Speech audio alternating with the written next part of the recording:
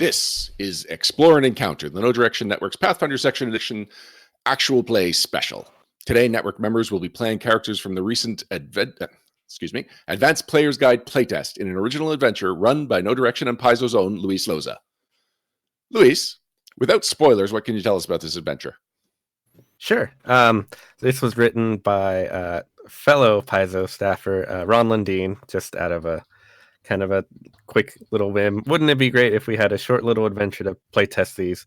And we have a bit of urban intrigue to get a chance to test out all of the different APG classes abilities and give a good feel to test out everything, be it combat or investigation for things like the investigator, or chances to deal with magic and things like that. So it's a nice little stint into give a feel for every one of these new classes.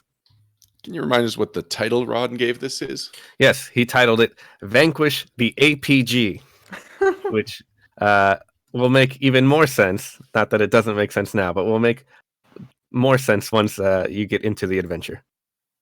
Now, we do have more players than we have classes that we need to NPC. So one of the classes is getting doubled up. Is one of our swashbucklers the Boromir? I guess we'll have to wait and see. Oh, curse you, Luis. Curse you and your intrigue. Perram, for those who don't know, who are you? I am Jefferson J. Thacker, also known as Perram. I do most of the podcasts on the network, except for the ones handled by the illustrious Vanessa Hoskins, who has recently taken over on No Direction Beyond, and who also runs Stellar, which is a fantastic podcast. Thank you. And what about your character? Tell us the ABCs of your character today. All right, I am playing a Leshy envoy who is a witch named Silkleaf. Does the Leshy have heritage? Yes, it is a leaf Leshy. Nice. Or else I would be and just broadly, what are you hoping to achieve with your character? I am hoping to achieve lots of GM frustration. Why is that your goal? Because it's a witch. Yeah, fair enough. Just a quick moment. You said envoy, and I suddenly thought I had prepped the wrong game. No, and I've just blindly picked Absalom as my city, so I'm really glad to see that map that's on the screen right now. Yeah. Alex, who are you and what are you playing tonight? I'm Alexander Augunas, Alex the Everyman Gamer. I write guidance on No Direction. I'm one of the co-hosts of No Direction Beyond. I am also a player on Stellar, and I'm the publisher of Everybody Games. And tonight I am playing Vest, and a Wetlands Uruxi farmhand investigator. And I am also glad that this adventure is Absalom, because I had to pick a lore skill that goes along with a specific city, and I have Absalom. So yay. Vanessa, you got briefly, partially introduced, but now's your chance to shine. Tell us about yourself and your character. So I'm Vanessa Hoskins. As we said, I help out with the production around here of our various live shows, as well as write a new blog called Random Encounters, where I take some meme or internet popular joke and turn it into a game mechanic. Today I'm playing Tordo Dorada. She is a luchadora, and she is a halfling, a wildwood halfling, and she is the swashbuckler. Specifically, the path that I have for my swashbuckler is the gymnast. So she is an expert in athletics and shoving and throwing and doing all sorts of grapples and holds and things. I love this character already. Dustin, how about you? Oh, hi. Yeah, my name is Dustin Knight. I write for Fox's Cunning, largely doing reviews of different products. And tonight I am going to be playing Alzo Whippet, who is a hobgoblin warrior swashbuckler of the Runtboss heritage. I am hoping to I will be using the braggart methodology in an attempt to strike fear into as many people as I can, and restore honor to my fallen giant frog steed, from which my whip is modeled. All right. I think I understood what you just said, and that's wild. And finally, I'm Ryan Costello. I host No Direction. I write the Behind the Screens blog. Today, I will be Osirus, a ancient-blooded dwarf emissary, and I am a battle oracle. I am gifted by the very spirit of one of Torag's forging hammers that he had to retire. And when you are the hammer that forges God's weapons, you don't just go into a drawer. You become a godlike being yourself. Luis, take us away. Well, here you are in Absalom, city at the center of the world. And all of you, I assume, have met already, probably 2 levels ago, and created your own nice little group, of which one of you is probably more of the leader type. Who knows who that might be? Maybe we'll learn as we go. But you're all members of an adventuring party of your own, and happen to be in Absalom for, we'll say, you're restocking to head out on another great adventure out into the inner sea in the Greater Galarian. But for now, this is a great city to rest up, get some good food, resupply, and everything else that you need to go before you head out on your next adventure.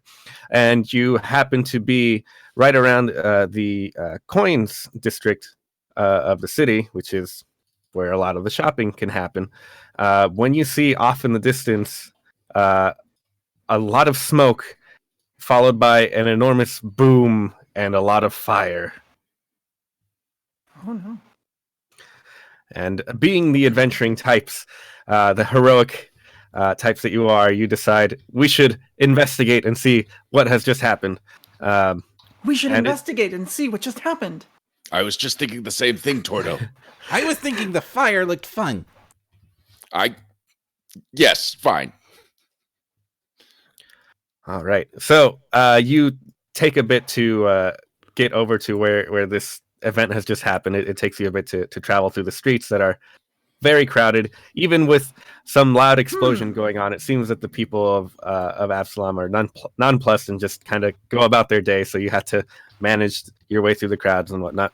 And eventually, with a city as dense as Absalom, would it be possible to climb up on a rooftop and jump from rooftop to rooftop? Sure, absolutely. I have only one question. Mm-hmm. May I piggyback? Oh, how big is your leshy? As big as you. How big is your leshy? Yeah, I'm sure I'm strong enough for both of us. Sure. I double as a parachute. Okay. Ooh, that'll be interesting. I'm just this squat old dwarf in heavy armor watching jealously both of you crossing the rooftops, one on the other's back, the other just able to do that. Yeah, I'm not going to go pushing through a crowd. I'm going to go ahead and try to crack my whip and act like I need to get through to the disaster area in an official capacity, trying to bully the crowd out of my way. And cracking your whip sure gets people out of your way really quickly. Don't be too upset. There's often things you can only see on the ground. High up there, they ain't going to see nothing.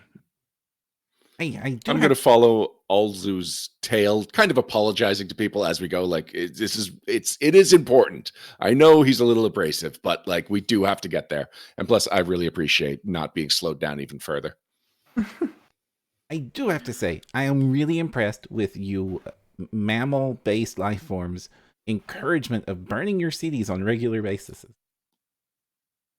I don't think people burn them on regular basis. It just happens.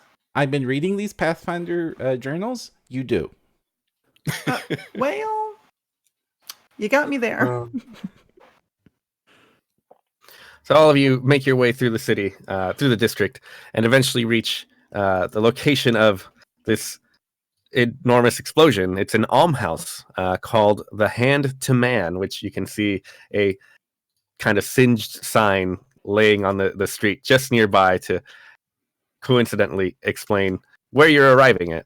And I will hop us over to this other map, which is kind of a smoldering ruin. And did you put this together yourself? Yes, I put it together myself.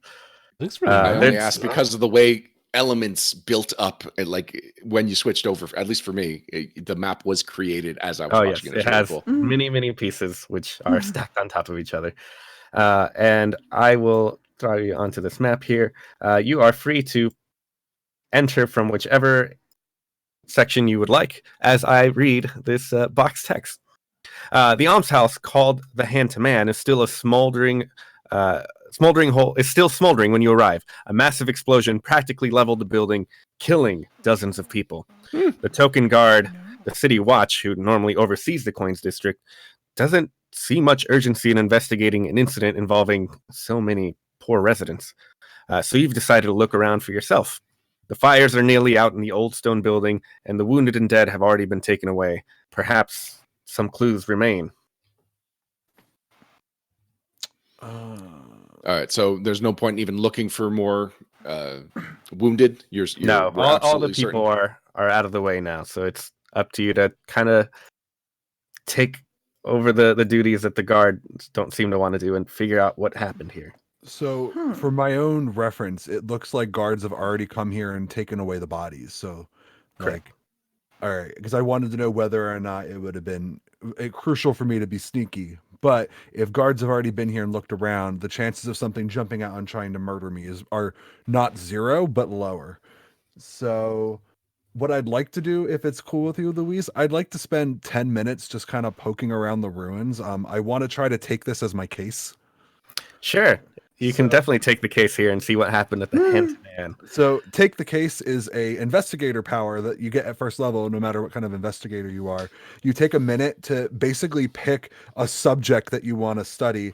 And whenever I try to check to investigate the case that I've taken, I get a +1 bonus to the check. It's a circumstance bonus, and it applies basically however Louise thinks is appropriate for the specific task. The investigator is very open-ended in that regard. But go ahead. I was going to say it's pretty much going to apply entirely to this whole map, basically.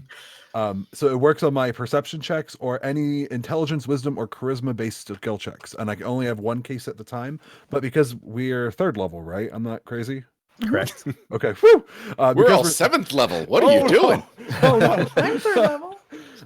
So because I'm at least a 2nd level investigator, I have a feat that lets me quickly, it's called frame the case, which lets me kind of swap around my cases a little bit more than a typical investigator could.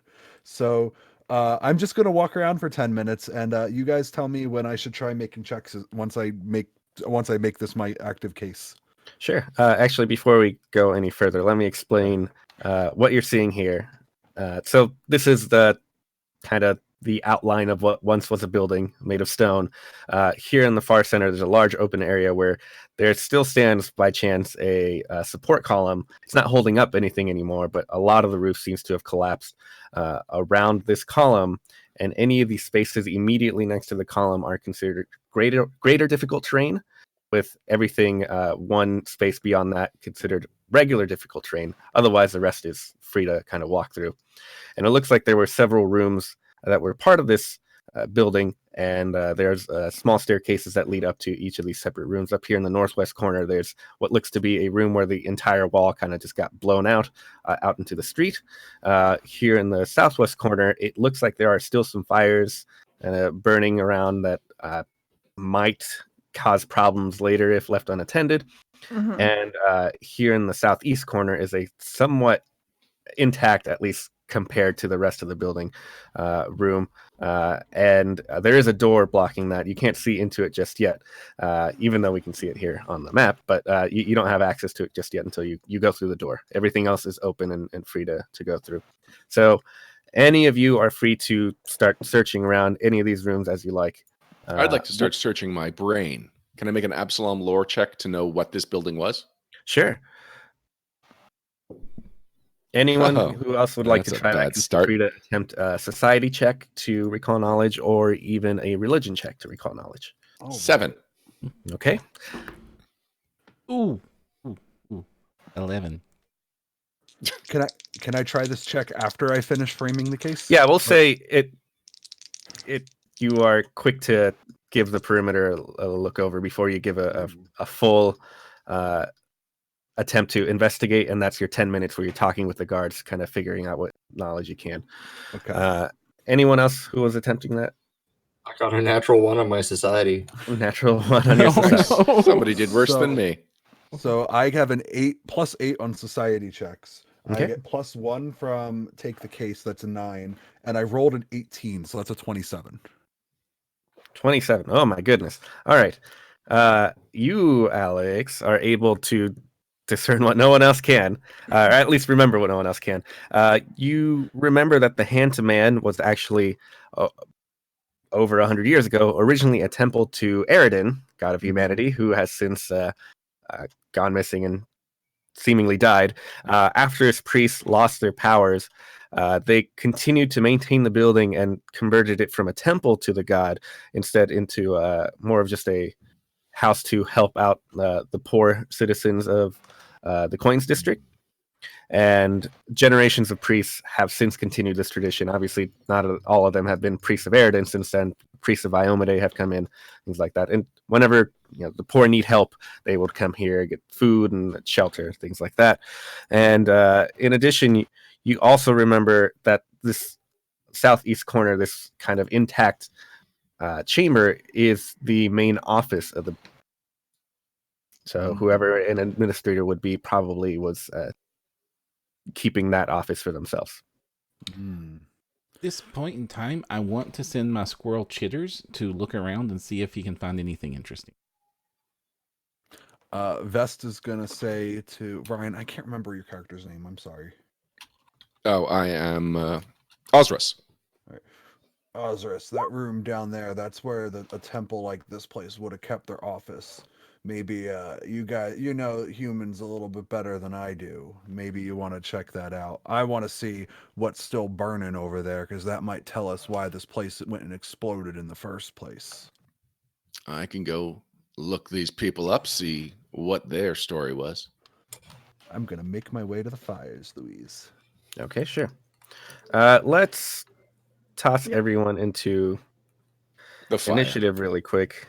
Not for combat or anything, but just to kind of go one at a time to see what everyone's doing. Okay. Just a straight check or related to the skill we were about to use? No, I just want to put you on the initiative tracker, really.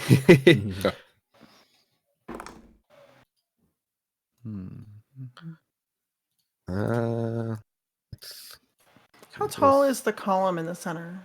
The column is 30 feet tall. Okay. And you said there's debris on it, so it's like sloped. It's not a straight drop down. No, it's all the roof that has collapsed down onto the ground. So all Okay, I those see. bricks that you're seeing there are just Okay, but it's still just a big column. Okay. It's a big column. All right. Just because that's how things worked out. Vanessa, you're the first on the initiative here. You're coming down to this southwest room where fire still blazes.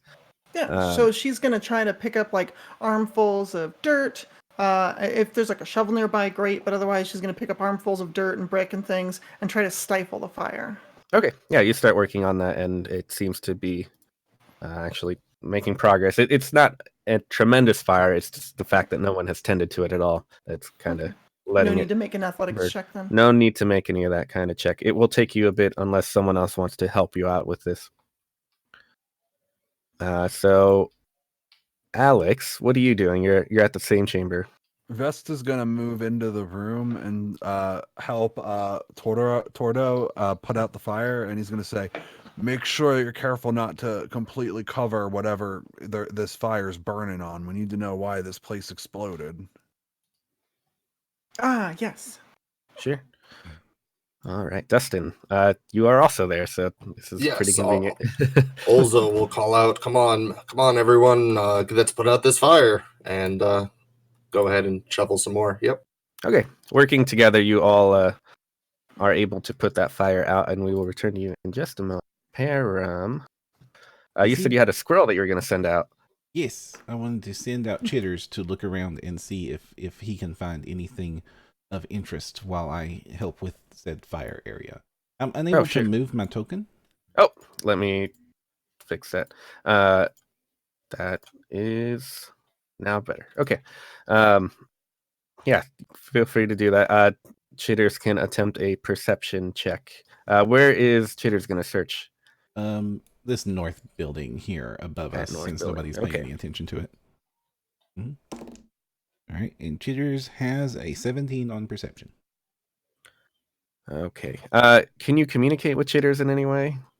Not like, super well. Okay, just a typical familiar. Mm-hmm. Okay. It will very Disney squirrel style kind of point out a thing for you in just a bit, and we can take a look at that. Ryan, it looks like you're going through this door into this office, which it's relatively untouched by the fire. There's a table in the corner there with a few stools, with a few documents there. What would you like to do here?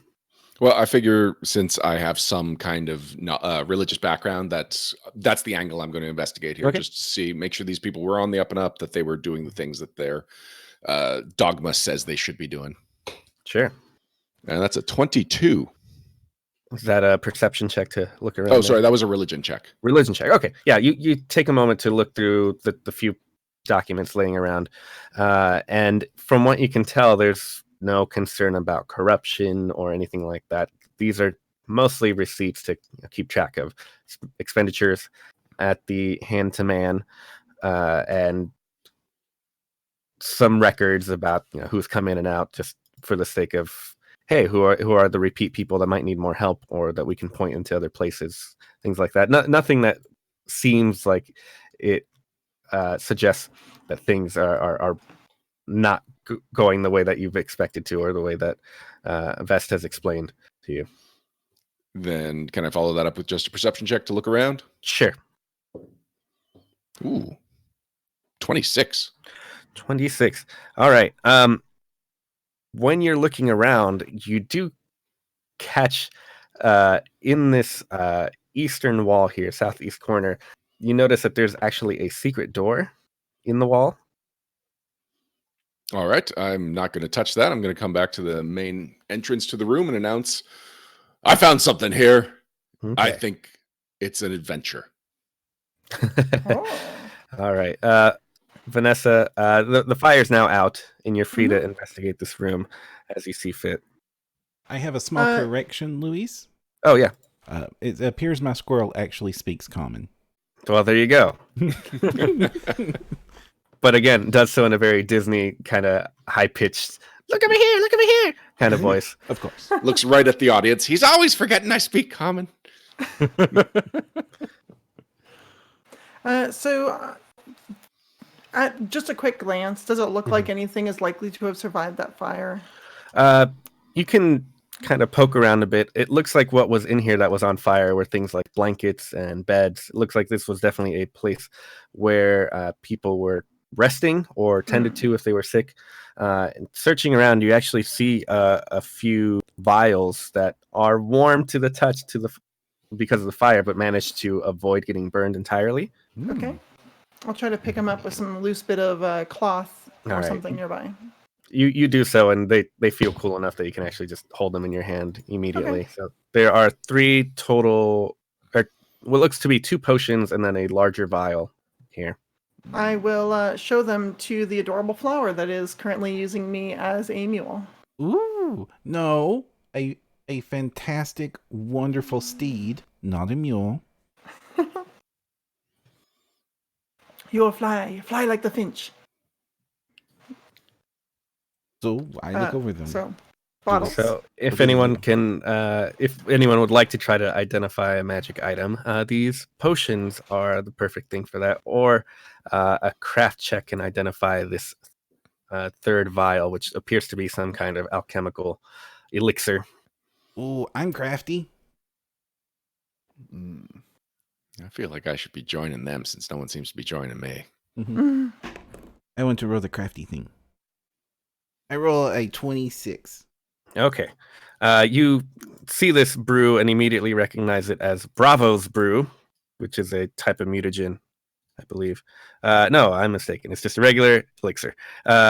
Bravo's brew grants a bonus to will saves that is a higher bonus against saves against fear, which is on page 547. It's a lesser Bravo's brew.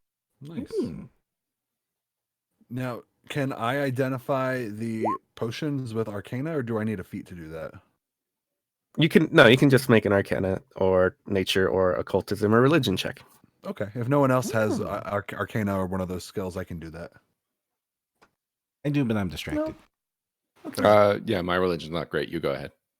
All Yeah, go right. for it. Vestal will take it over, like looking in here. It's like, I don't know. This is like some magic mumbo jumbo. I only rolled a 10. It's magic mumbo jumbo. It's a magic mumbo jumbo that's been liquefied and placed into a vial. Vest kind of like swears it around a bit. This didn't start the fire, and he hands it over to Dustin's character. Here. I mean, my craft and all my knowledges are the same one, untrained. You're hoarding it for the Oracle. Come on. Oh, hey, I You got know a this. 20 untrained. Hey, that's enough. You know what these are because you make use of these in the field of combat a lot. These are minor healing potions. Oh, hey, these are minor healing Or no, potions. excuse me, they're lesser healing potions. They're even better than that. They're lesser healing potions. They're the ones that restore 2d8 plus 5 hit points. I see. I should have tasted it. They always taste like cherry. Always tastes like cherry. Does anyone need to carry some of these? I have my own. Yeah, Someone sure. other than me, in case I go down. Give it to me. Fine, I'll hold on to it. Maybe it'll have a clue later. There was just one. There was two. There were two potions and one Bravo's brew. Yeah, you I want to have split one it? of those, but I would take. Yeah, I could make use of either of those. Yeah, all right. I do. I'll take the one. You take the other, I guess. Yes, Okay. I'll explain the Bravos brew to the rest of the group, and I say this has almost the same effect as whiskey. All right, and as you are taking the time to hand off the potions that you find and do the typical party thing where you split your loot, we'll say Vest because he's the closest. You notice that there are some people that walk into these ruins as you're taking care of that. It looks to be a couple of kobolds and a tiefling man. And as soon as they notice that you spot them, the kobolds kind of yell out, "Ah!" as if they are going to rush in and attack. And they roll for initiative. Do their eyes like Google? They look like they'd have googly eyes. Like, oh. Yeah, perhaps. Every time they step and shake, their eyes just wobble back and forth. Nice. So now we're doing proper initiative with everyone have to do perception. Okay. You know, chat thought you were lying when you said we weren't actually going to use this map for combat. It seems like chat was right. Chat's always right. Ooh, that's a good roll. Did I say that? I don't recall saying that. Oh well. I apologize for my lies, but No, you said, sorry, initiative. That we were doing initiative not for combat, just to keep track of things. No, at that moment it was just to keep track of who was doing. But now you're using it for proper combat. Well, then I'm glad I rolled a nat 20 when we were rolling it for no reason. That's 10 times what I just rolled.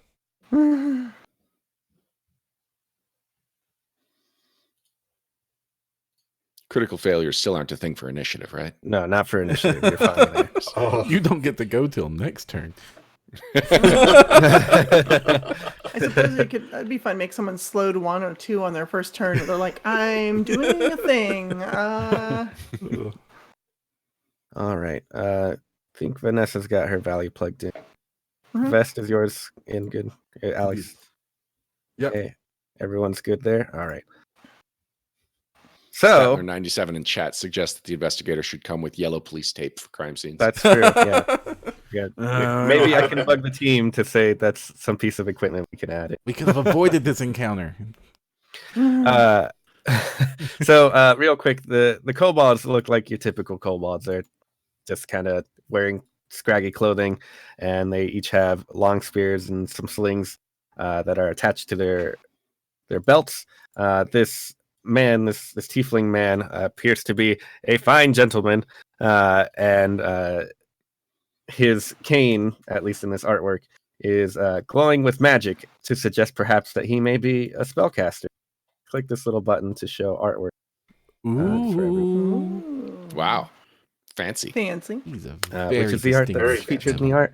the art in the adventure here. So anyway, it looks like Alex, you are first. There are several hostile creatures looking to attack you.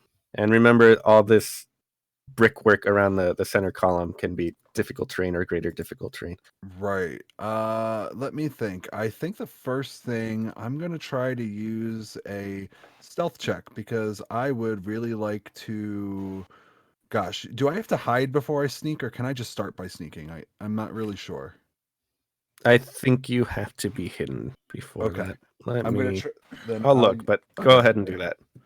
If I need to be hidden first, I don't think I'm gonna bother because I don't think that I'm gonna be able to like get there. So what I'm gonna do is I'm just gonna move twice, so I'll be 5, 10. Oh, well, no, you are observed. Yes, people are definitely aware of you. Yeah, 25, and then I'll move 5, 10, 15. I'll move here, and then I'm gonna use my stealth check here to try to hide. Okay. So now that I'm behind the big pillar.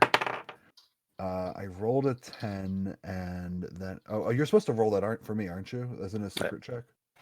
But you don't know what the DCs are, so That's fair. So my stealth is 5. I rolled a 10, so I rolled a 15 for my stealth check. okay, great.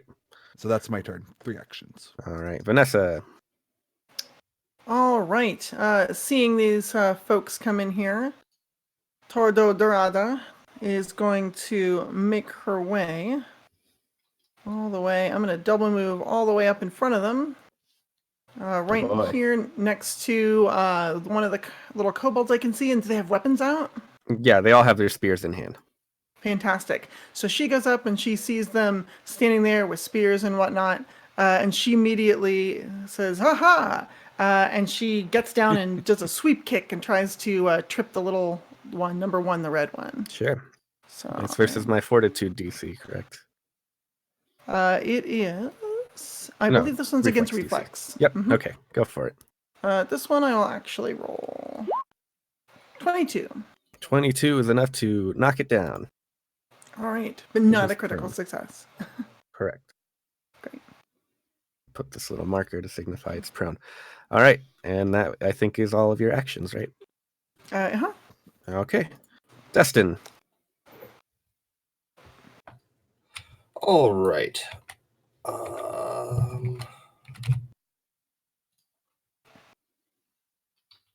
Dustin? Yes, I'm here. Let's go ahead and move. I think I'm gonna have to double move even with my enhanced movement I get for being a swashbuckler. I think you only get that when you have panache, which I just got. It becomes even better when you have panache. Okay.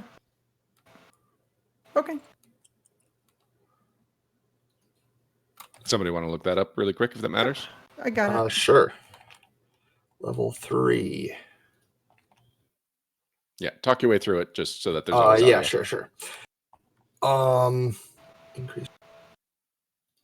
Oh no, yeah, you're right. It is when I have panache. All right, that's fine. I'll be 10 feet further. So I achieve panache because I'm a gymnast, and I gain panache during an encounter whenever I successfully grapple, shoved, or trip a foe. So, haha, panache. Right. Yeah. Well, let's go ahead and attempt to demoralize number 2 by cracking my whip. Okay. Since I have intimidating glare, I don't care what its languages are. And I'll go ahead and roll it. Not the best. So that's going to be a 17 versus its will DC. 17 succeeds. It is, I believe, All right, frightened one. Now I got panache. Yes, it is frightened 1. Okay. I like that Louise has all these little cool markers. Oh, and you can put a number on top of it. Oh, gosh. And that will end my turn. All right. Perram, there is suddenly a far weaker front line for the kobolds. All right, so in that case, I am going to have to... Question, was I still on your back? If you wanted to be, how much does your little Weshy lay? Do you know how many bulk you are? I think I am 2 bulk. Yep, I can carry you and still be not encumbered, so. Well, look at that. All right. I wish to use 1 action to get off of her. Okay, great. Yeah, that's what I was about to say. It's probably going to be an action to get off. All right, you have 2 actions left. All right, and I will spend the 2 actions to send a whole bunch of vines from my arm onto the kobold in back and try to tangle it up with the Tanglefoot cantrip. All right, is there a save? It is a spell attack. Ooh, spell attack. All right. Okay, and I'm rolling a d20 now. I got a 9 on the dice. That is an 18 against their AC. 18 is a hit. All right, so they are at -10 speed for the next 2 rounds. No damage though, right? Indeed, no damage. Okay, great. It's wrapped up in vines, and it just kind of starts panicking and kind of pulling at him. And suddenly, it's their turn, and they are not in the best of shape. This first kobold here, kobold number 1, if you will, in his panic, kind of flails about for a second, but then decides to be courageous and get up, takes an action to stand up, and then tries to pierce Vanessa's character with his spear, rolling a total of 21. 21 will hit me. 21 deals a total of 6 piercing damage. Okay. Ow. And it got me. then it will actually step over just a bit, and it kind of waves over one of the kobolds to hopefully set up a flank. This timid, scared kobold slowly but surely makes its way over to attack Dustin's character, and kind of scaredly lunges forward and tries to. No, he rolls a natural 1. He. Oh, in that case, I will use my riposte. Oh. Yeah, when somebody critically fails an attack against me, I get to attack them back. I'm 95% sure. Yep. Wow. It's almost as if this is perfect to test out these new mechanics. All right, so I ended up with a 5.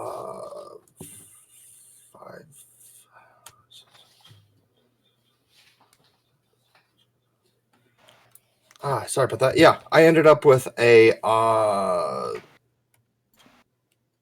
16 to hit. 16 hits? Yeah. That's a success. And my whip will go ahead and do 4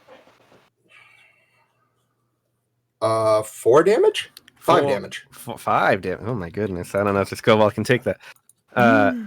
My little roll 20 thing is set up so that when something goes to half its hit points or lower, it puts this little half heart to show it's. Aww. That's so fancy. It is fancy. We need some roll 20 lessons from you, Luis. Awesome. All right. At this point, that was your reaction, correct? Correct. All right. So he still has 1 action. So he's going to do a hurried retreat. And in doing so, he's going to get a bonus to his AC. He just kind of runs away as far as he can. His speed actually gets boosted up in the process, and he runs off entirely up into the city streets, never to be seen again. Oh, excellent. And all you hear from the distance, "No! There's a hobgoblin!" This third kobold, who has been left untouched, actually moves over and tries to flank with his other kobold buddy and lunges forth with his spear. Ooh, boy. This is a 22 versus flat-footed Vanessa. That definitely hits. Okay. All right. So thanks to the flank, he is adding some sneak attack damage. No. Total of 5 damage. Okay. And he's going to attempt that one more time. This time it's far worse. I don't think 7 is going to do much of anything. However, that does set up my opportune riposte. Oh my goodness. So I'm going to go ahead and as I duck the second spear, figuring where he's going to hit, she goes ahead and tries to kick him right in the knee. So I'm going to roll an unarmed attack. 26. Oh my goodness, 26 is a critical hit. In that case, I do 18 points of bludgeoning damage. Oh my goodness, this kobold is smacked across the face and just immediately falls limp to the floor. Poor guy. That's what you get for going against the golden finch. Well, having seemingly not learned any kind of lesson whatsoever, this fourth kobold, though it's slowed, kind of also tries to take up this flank. Dang it! But seeing as that his buddy just got clobbered for trying to attack you, it's going to try to cut this plant down. How about an 18 to hit you, Perram? That will hit. That's going to deal 2 piercing damage. Ow! And with its newfound confidence, it's going to lunge forward again and get a total of 6. And I do not have cool repose thingies, Ah, what a shame. but I will stick my tongue out at it. Technically, monsters go before PCs, so this tiefling is now going to go. Oh boy. He is going to keep his distance. He will cast a spell. Let's see. He is going to fire a ray at Vanessa. Do I get any cover from that little half wall I'm standing next to? We'll say yes, because Okay. that's good job on that. But that doesn't matter because it's requires a fortitude save. Oh, well, okay. All right, I can do a fortitude save. Let's see. 16. 16 will be not enough. You fail. You have my become goodness. enfeebled too, as this ray, No. an enfeebling ray, if you will, has drained you of your strength for just a bit. Okay. Oh no. Oh, excuse me. I had to make a ranged attack first before I can even do that. Oh, okay. So this may not even happen. I lied. Let's I'm hope not. 20 to hit plus your 2 AC from cover, or 1 AC.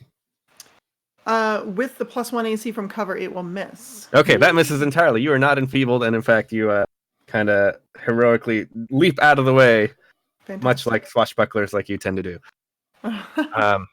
And he kind of just yells, "Curses!" And you see him step back a few feet to maybe get a better shot at someone else.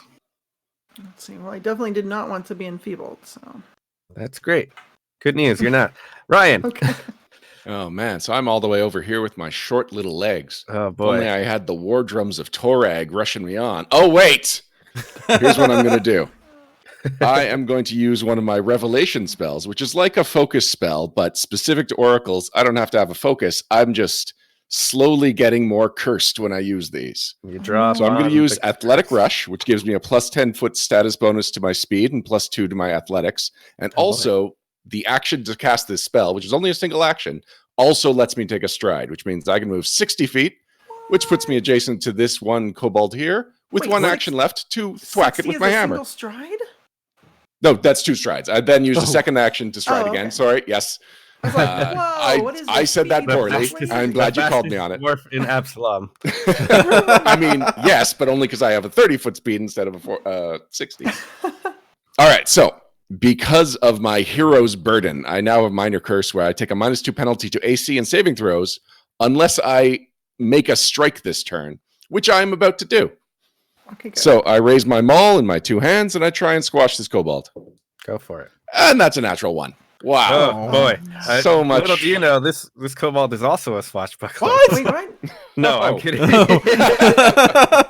No, that just misses entirely. And in fact, the kobold almost falls over again in fear just of the sheer speed at which you approach him. But in doing so, it makes the attack miss entirely. I do have a alright. question, Luis. Yes, So minor curse says that I ignore the penalty if I make a strike. you've Is made a that strike. attempt? Okay. Correct. All right, Alex. So- Everyone ignored you as if they didn't see you. Oh, it's beautiful. I like being ignored. So based on this corner, is it only like this area here, or directly around the pillar that's difficult terrain, or is it the let me whole show thing? you here. So all of these squares here, those are greater difficult terrain. All of these greater squares on the outer perimeter are regular difficult terrain. I have made a miscalculation stepping in this puddle. You investigated the wrong thing. I did. All right, so I'm gonna stride, and my first stride, I'm gonna have to get out of here so I can actually move. So that's gonna be 2 squares for 10 feet, and then 15, 20, 25. That's 1 stride. 5, 10, 15, 20, 25, 2 strides. 5, 10, 15, 20, 25, 3 strides. So I'm going to be there. I did not hide, so anybody with eyes can observe me. But I am on the other side of this cover, ready to jump on that tiefling on the next turn. Great. Because if we're going to find out what happened, we're going to start with the guy who slings magic. Sure thing. Vanessa, you're up. I don't like being in this flanking position, and I don't like that my ally, previously a backpack, is also being threatened. So the golden finch is going to attempt to shove this brown kobold number 4 out of the way. Sure. I get a +1 to this because it would give me panache, except I already have it, so I get a +1 circumstance bonus That's for a a total regular of 17. success. All right, cool. So it'll go 5 feet, and I will go with it. Okay. And then for my second action, I'm going to go ahead and make an attack against this thing and just try and like kick it right in the head. Sure. Nice roundhouse Taking your kick. -5 because you've already done an attack action. Right. So I'm going to take a -4 just because it's agile. Agile. So let's do this. Damage die. Ooh, All still right. rolled really well. How's a 19 sound? 19 is a hit, normal hit, Great. So 9 points of bludgeoning damage. which are enough to bring down this kobold as well. All right, fantastic. Alas, And let's see. So that's 2 actions. Mhm. So for my third action, I'm gonna go ahead and make sure. I'm gonna help my my buddy over here, and I'm gonna set up a flanking position for him by moving around the last kobold standing. Sure. Works Oh, for thank you. All right. Well, you are getting that flank, Dustin, because of your reach. Yeah. So now it's the perfect time to whip it good. Whip it good. All right.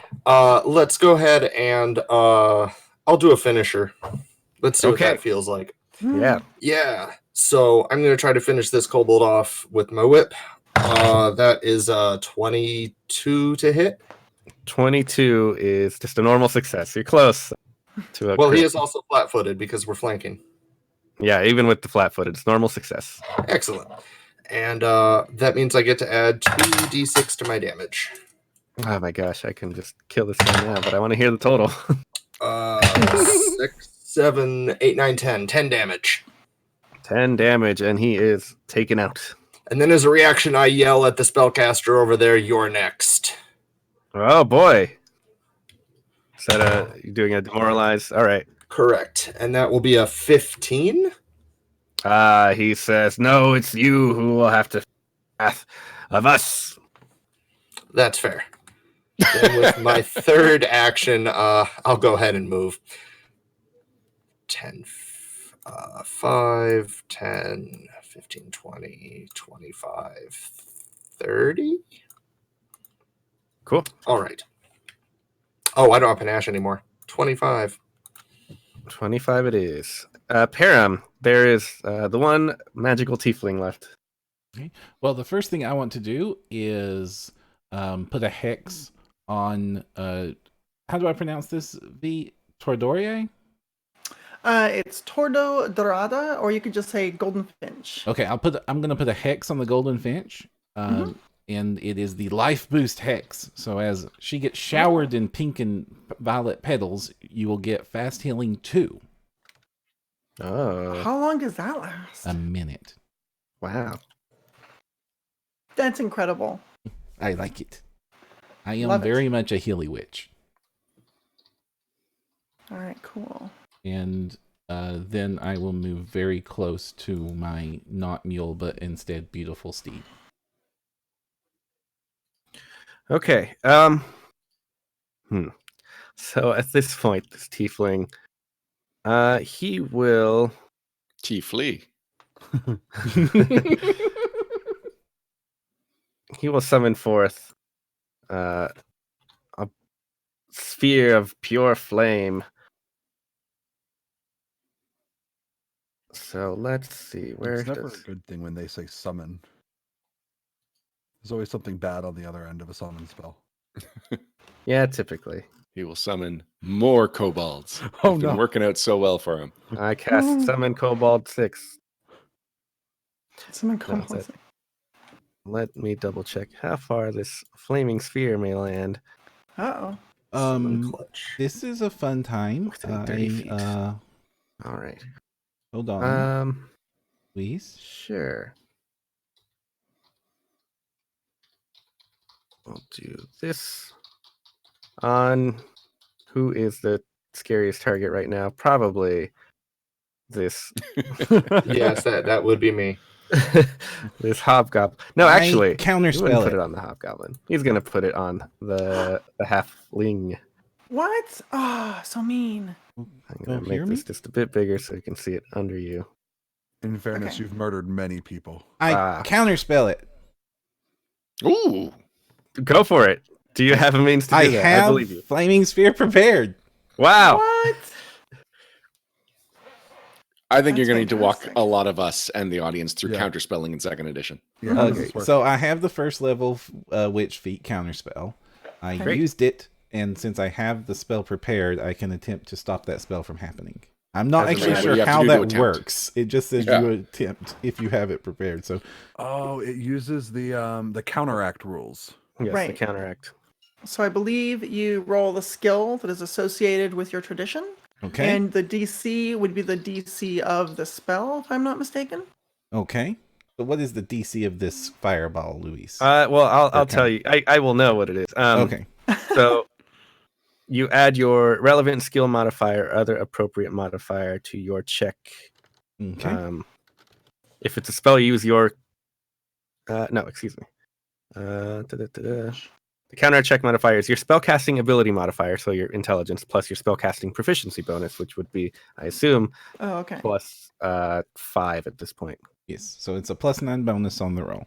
Okay, and versus Rolling. the DC of the caster in this case, because it's not being cast from like a scroll or anything. Okay, and I rolled badly. I rolled a 3, so I got a Oof. 12. 12 is not enough, and on a critical failure, you get nothing. Mhm. Were you to get just a regular failure, you could contract a spell of that level or lower. So now, mind you, you have hero points if you want to use one now. I want to use my hero point because I'll forget I have it. Yeah. All right, and that's a 22. 22 succeeds and completely counteracts this this flaming sphere, and Excellent. Great job. it never was. Woohoo! Thank you. And another curses is let out, and at this point the tiefling looks like he's trying to make a lot of space between you and him. All right, Ryan, you are up. Yeah, I don't want to use my athletics thing. Athletic rush only lasts one round. So- Shame. 10. That's cool, though. I mean, It do you is- have a spell that can target him? Maybe. Yeah, I do. I've got something lance. Magic lance. Divine Lance. That's the one. All right, I will bust out my divine lance. Oh, hey, that should actually hit. 20. Total of 20 is, yeah, that's a hit. Before I confirm that, let me just measure out to make sure that I'm within range. No, so I'm going to have to use my second action to move a little closer. Which means he can't cast Divine Lance, unfortunately. Oh, divine lance takes 2 actions? Damn. Yeah. All right, hold on. Okay, let me just double check. Where was I? I was here. Is there any faster way that I could get to where I need to be? Hold on. And then click, and no, I'm always going to be 5 feet too far. God, these tiny dwarven legs. All right, I'm going to do it then. I'm going to athletic rush and move on to the second stage of my curse. See all of the curse right away. Yeah, I really did not expect to ever get to the second stage, but I mean, he's too far away. All right, so I cast it and move 30 feet. 5, 10, 15, 20, 25, 30. Then move another. I can go through this section here, right, Luis? Yeah, that's fine. All right. 5, 10, 15, 20, 25. Yeah, get right up in his face. Maul him with my maul. For 23 to hit. Oh boy, that's definitely a hit. If this tiefling had an inner monologue you could hear, he would just yell out, "That must be the fastest dwarf in Absalom," as he sees you rushing towards him. I just look him in the eyes, raise my gigantic eyebrows, and nod. And then I smash him for quite a lot. 9 damage. 9 damage is quite a bit, yeah. All right. Okay, Vest, you are up. I have an awkward question, Louise. Mhm. How tall is this wall? We'll say it's just very short. You can vault over it with no impedance whatsoever. I love this answer. So I'm going to move 5, 10, 15, 20, 25 to there. I'm going to use my study suspect ability. This is a really neat investigator ability where I get to spend 1 action to basically do the thing from Sherlock Holmes where I go blah, blah, blah, blah, blah, blah, blah, and think about every possible outcome when I go to stab this guy. So I roll a perception check against his will DC. Sure. Several of those outcomes are just he gets stabbed. So hopefully you get one of those. Those are honestly the best outcomes. So I rolled an 18 against his will DC. 18 is a success. Sweet. So now that he's my studied boy, I get a +1 circumstance bonus to my next attack roll against him. So I'm gonna use my claws. I have the razor claw feet, so I do a little bit more damage, and I'm gonna basically do a really precise kind of swipe right at his most vulnerable spot. I see that he's distracted because my buddy is right there, in front of him, flanking him. Not really, literally flanking, but you know what I mean. Oh, natural 20. Oh boy. Oh, I rolled a 6 on my damage die. Oh boy. I need an extra damage die for studied combat. Basically, if I hit someone that I studied with an agile weapon, my studied strike lets me do an extra d6 of damage, kind of like a rogue. Okay.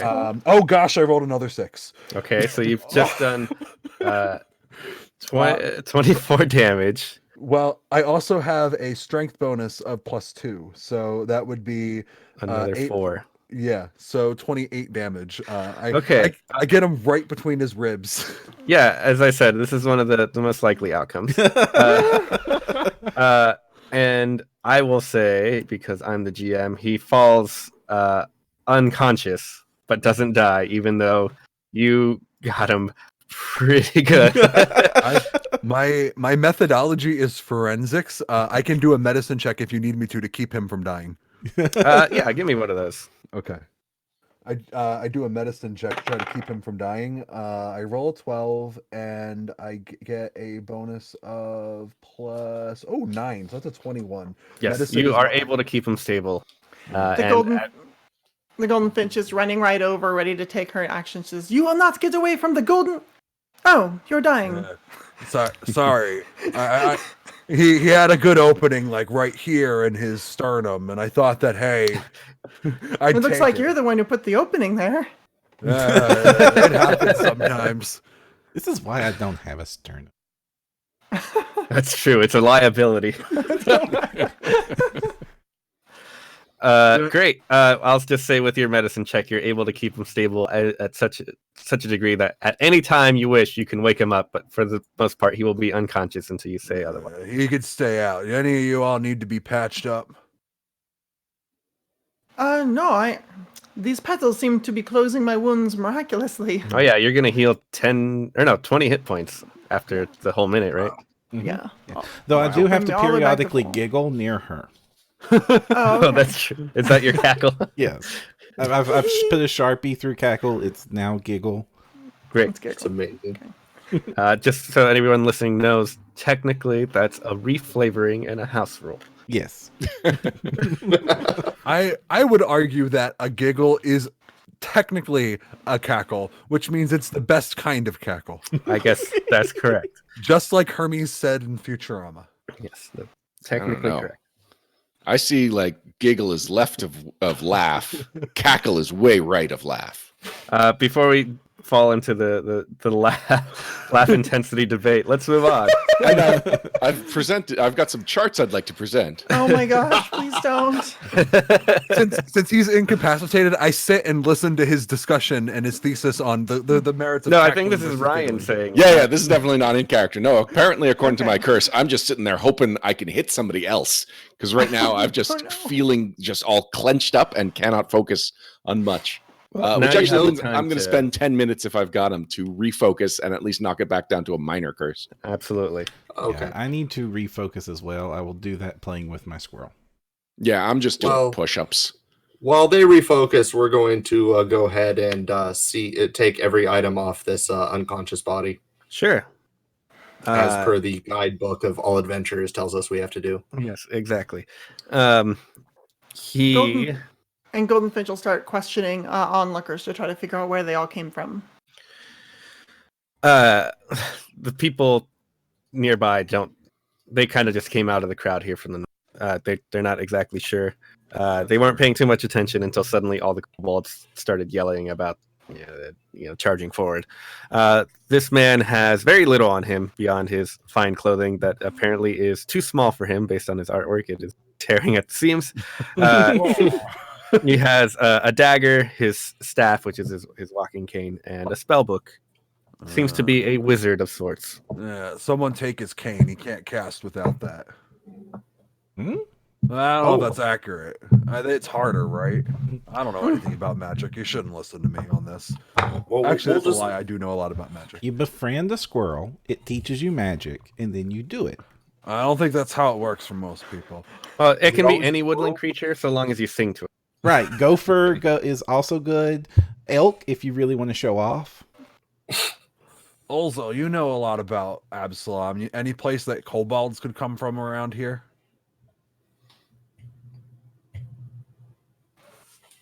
You started Kobolds. Dustin. Oh, I meant Ozra. Sorry. The Yeah, double- I assume my that's bad. what he meant too. My bad. Oh, okay. And I'm still working out right now. You Give me a mammal minute while I'm types sweating. kinda Well, all do look You the same. flex for 10 minutes until you feel limber again. Yeah, and then I flex my mind and think about, other than maybe sewers, where could these kobolds have come from? 12. They could have come from anywhere. The kobolds, they're kind of sneaky and can fit in lots of small areas. There's no one like neighborhood or anything like that. Where What about a tiefling? same with tieflings. There's no official tiefling neighborhood. There's no little tiefland or anything. I gesture broadly to all of Absalom. Yes. Well, maybe we should take him indoors to be questioned so the crowd isn't watching us. Wait. There's also a secret door which was found a little while ago. Right.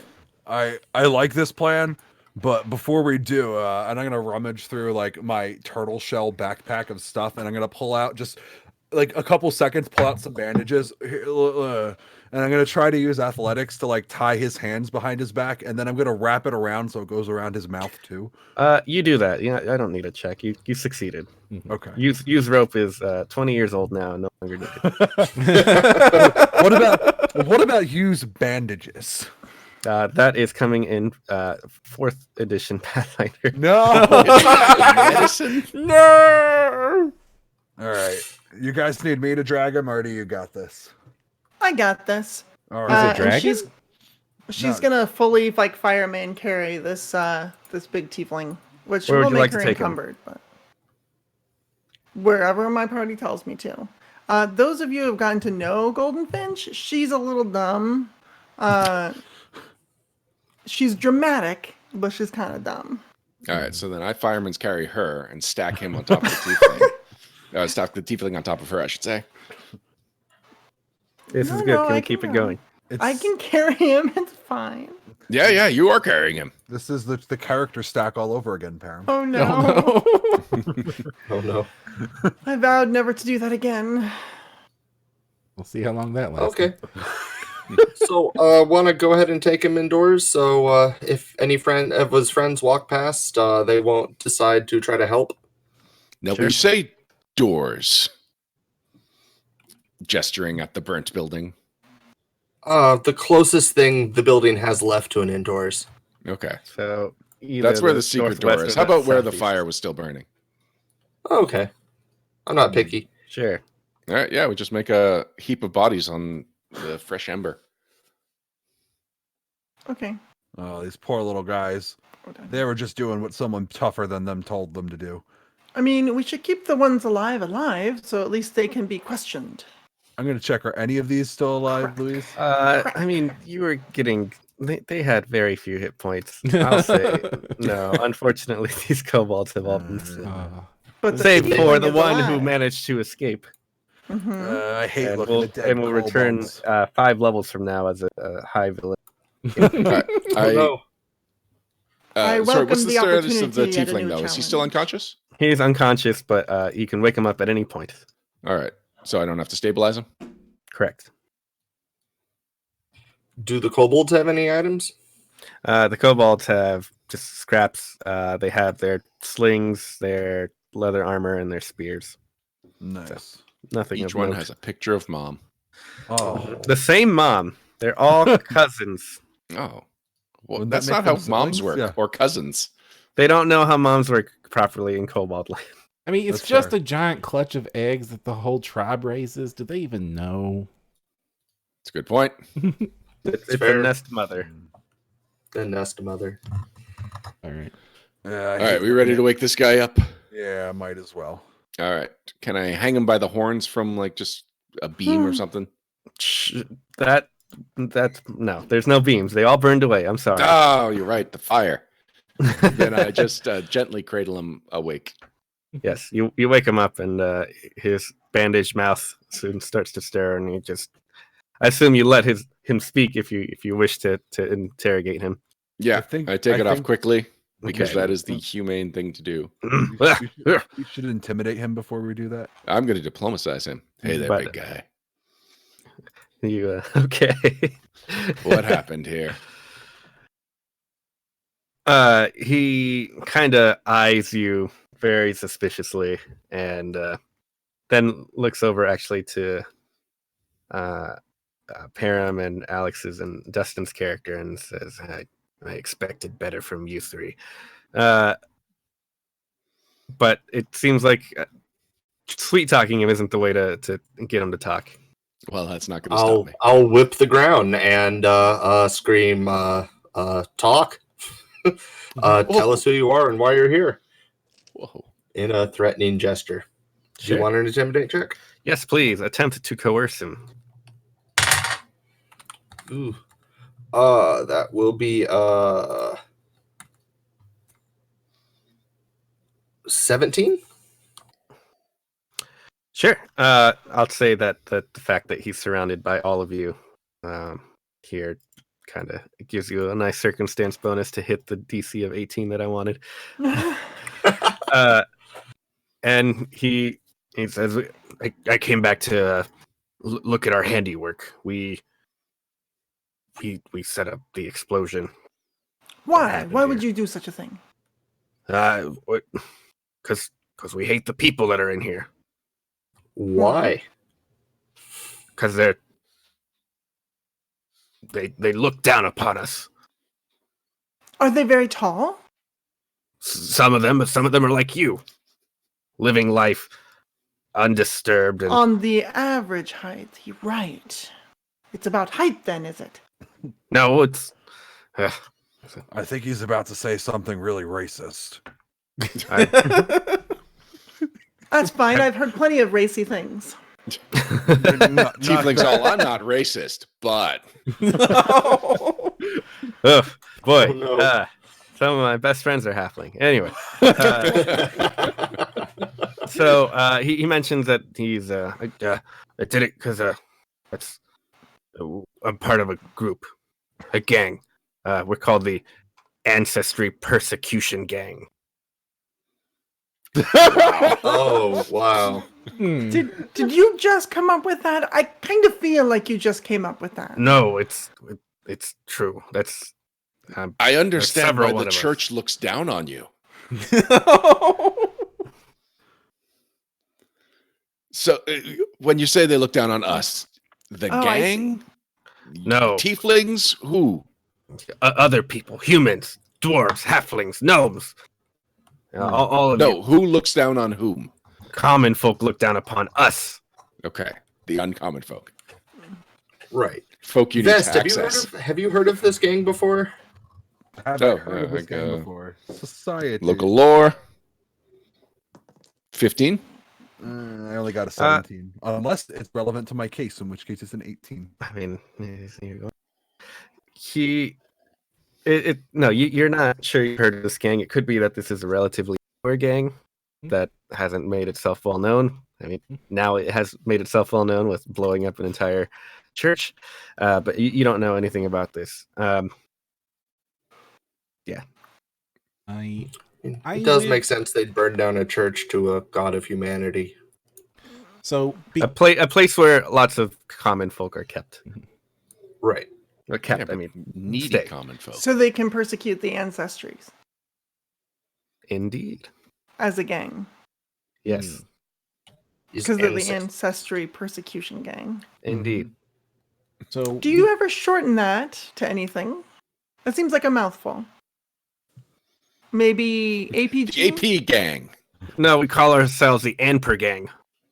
Oh, well, okay, Oh. that makes much more sense. Huh. So Luis, because I am harmlessly cute, Indeed. I get a bonus when attempting an outrageous request. So I'm Okay. going to just ask him real nicely to tell me where all his other friends, and I'm due mid-sentence correct bad guys to all the other friends are. Okay.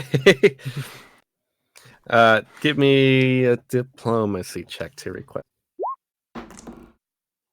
That's a 19. 19. And I reduced Great. the DC by 2. So you say, just pretty please tell us where your friends are, or something along those lines. And he, If it helps, I've got chitters there, full giant eye squirrel.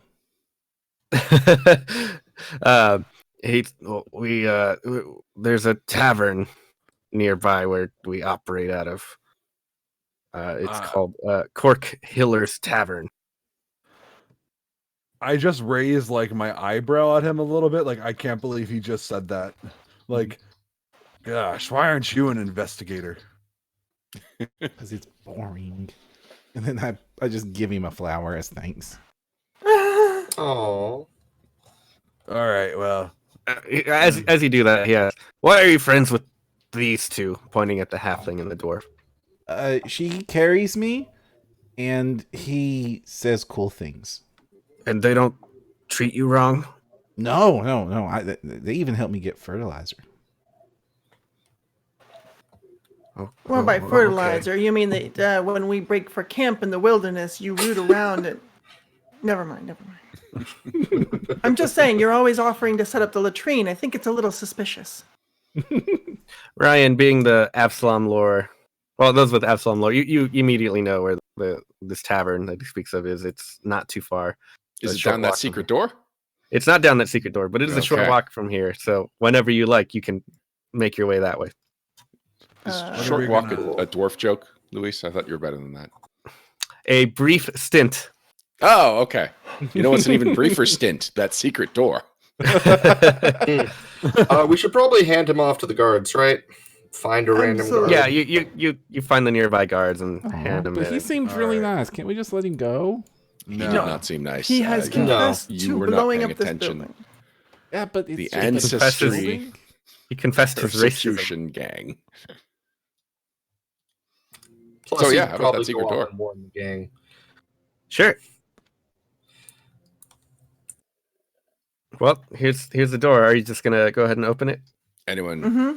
volunteer? Golden Finch. Do you want You to check seem for like a traps door first? opener. I'll open it. That sounds fine. Yeah, you should check that. Okay, It's well- an old human thing. They're really, really snobby about their stuff. Nope, opened it. Okay. Oh, okay. In that case, give me a reflex save. I did already say that I was going to open it, so I feel like it's only fair. Give me a reflex save as this the runes on the door, the secret door, make themselves known. 24? 24 is enough to succeed this basic reflex save. Oh, no. As you go, a blast of electricity fires out from the rune on the door that just suddenly appeared. And I drop my dice. I'm going to roll 20 to. That means I take no damage. Fantastic. That's not true. 17 damage, but you saved for half. So you take 17. 8. That's a lot of damage. That's Oh. more than I wanted because it's 8 more than I wanted actually. 8 electricity damage, but once that happens, once you've jiggled the handle and started opening it, seems like there's no other traps going on here, and you open and reveal a secret chamber that has a that's staircase cool. leading down. So And just that's why you as wanted you me to open check. that up, there's a man at the bottom of the stairs who Oh. kind of yells, "Hello, hello!" And you see him head down there.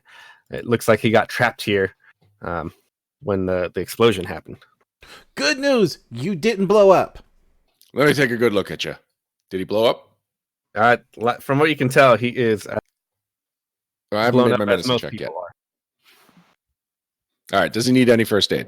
No, he seems fine. Huh. Looks to be Didn't a even priest of inhale smoke. Iomade. Oh. Here, I guess I can show you this cool little piece of art that I ripped out of one of the Paizo rulebooks. Because this is a home game. Here. And Oh, very cool. And he has that.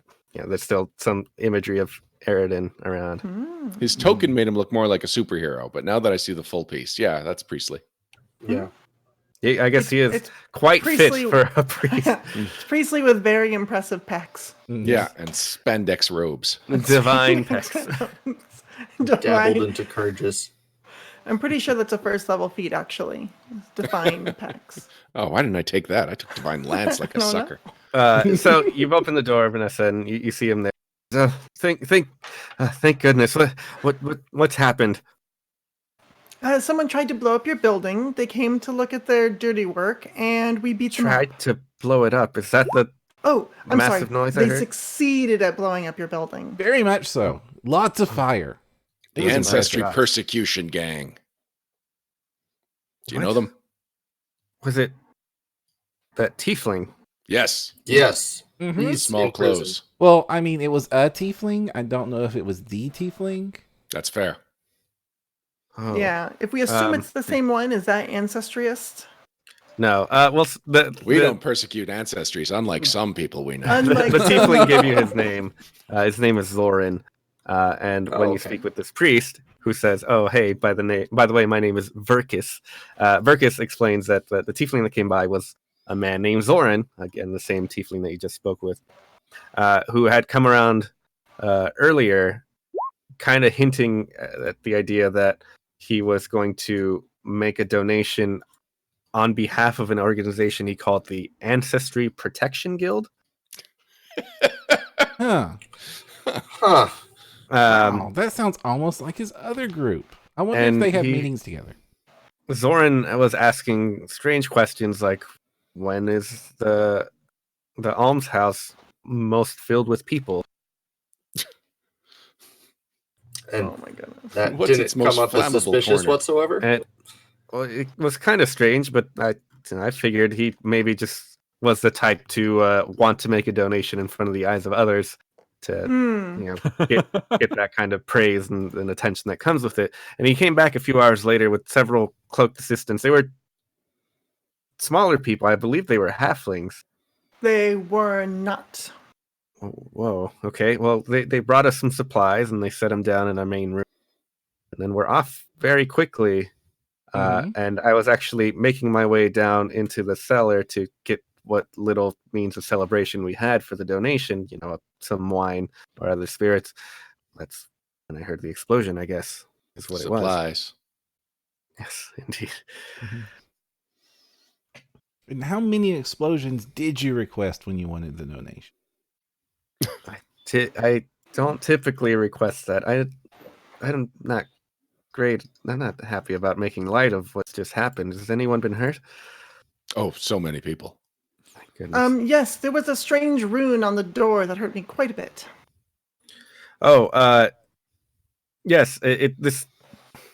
That activates this trap door, the secret door here that we use to protect the cellar. It's set to activate the rune once the door closes, which happened when the explosion went off and it blasted the door closed. Well, it sounds like you were being very careless. Can you do anything about these burn marks? Sure. If you need healing, I guess I can help out with that. Thank you. What kind of supplies did he donate? I'm guessing they Explosions. weren't supplies. I'm guessing they were explosives. Yeah. Okay, that's what I was guessing too. Hey, for once, But- not my train. Not my Not train. my train. Not my. It was me. Okay. Dustin. Well, What do you know about the Cork Hillers Tavern? Oh, that's nearby. That's just a hop, skip, and a jump away. And he kind of points you in the Less direction hop, of where skip, that and 2 jumps. Tordo Dorada hops, then she skips, then she jumps. She looks around for a tavern. Did you want to join us? No, I think I should try to figure out what I can do here. That's fair. A lot of Did you have distraction. insurance? Sure, Absalom has insurance. We will find a way to make this work and rebuild. That's what Abadar is so- for. It sounds like you've met this Zoran fellow Yeah. on your own. Yeah, he's tied up over there. Oh, Vest is still guarding him because everybody else just walked away from the guy we were. I think you said that you turned him into the. Oh, the yeah. guard. Mm-hmm. Turn him into the guards. Okay. Goodbye, Soren. Yeah, they also seem to have carried away a whole bunch of your people. Oh, by the gods. That's So- the god. That I'd like to point out that those are the guards. Those people are hurt. They're going to hospitals. Mhm. So do you know why this man and I guess his non-halfling friends came and did this to us? Sounds like he He- wants to. Oh, sorry. Go ahead. He said that you looked down on them. Down on them. I had never met the man before, and I was happy to welcome him, and even if he wasn't planning to donate. Listen, But I guess, do you know what he meant by that? yeah, I do. Listen, you humans, you halflings, you dwarves, elves, even some goblins, you all kind of have let's call them primary civilization privilege, where you kind of do everything and set everything up, and whenever you have somebody who's not in your little acceptable races club, you're kind of rude to them. Like, I don't know if you guys noticed, but just last Tuesday, that one dude wouldn't let me into the bar because I'm an Aruxi. Like, it happens. I get it. That's why he was talking to the three of us, and I point to Dustin's character and Perram's character and then myself. That's why I was asking the three of us why we weren't sided with him, but too much messy. I think that explains his very strange question when he was when he first came by. He asked me if we had anyone around that wasn't a human or a halfling. And I mentioned that our storeroom, we have a dwarf man who helped us out, and that's when he said it was good. No one important here. Oh, wow. And that didn't strike you as odd. It did strike me as odd, but I haven't had a chance to really do much about it. It's been a short few hours since that's happened. If Oh, he's that's their, fair. if he's Do their you plan to shining rebuild? What's that? Do you I was- plan to rebuild? I think we should. This was a good place to help people, and I wish to continue its legacy. I can help. Won't be today, but I will come back and help. Sure, I appreciate it. So it sounds like this man has other people he was working with then? Yeah, we should probably make sure that they don't run off and burn this place down again after you rebuild it. Well, if you're looking to deal with these evil people, maybe I have something that can help. And he actually goes down to the storeroom and returns with a very fine rapier. And says, this was one of the former priests of Caden who once tended to this place. And well, we don't usually tend to fight, but if you're going to fight, take this. And it's a +1 striking rapier. So this is the part where our two swashbucklers start the second combat for the rapier. Or where I do not we use realize weapons. not a single swashbuckler in this 2 swashbuckler party cares for a rapier. Yep, I do not Oh, use no, them. I have an offhand rapier, but suddenly I have a main hand rapier. And another train. Do you And often I'll go get ahead trains? and switch my talismans around to put one of them on this new rapier and take the thing that makes the rapier, the potency crystal off the rapier onto the whip. Sure. All right, on to Core Killer's Tavern. Sure. I give him my contact information in case he needs me. Great. Then we will move on. Just a second here. How many talismans can you affix to a single thing? I believe just one. Oh. All right. As you're making your way over to the Cork Hiller's Tavern, feel free to attempt knowledge checks to see what else you know about the tavern, or gather. Okay. You can do diplomacy checks to gather information. I will roll Absalom lore. Sure, that works too. Okay. A 24. And gathering information, I got a 12. Okay. Perram, you know that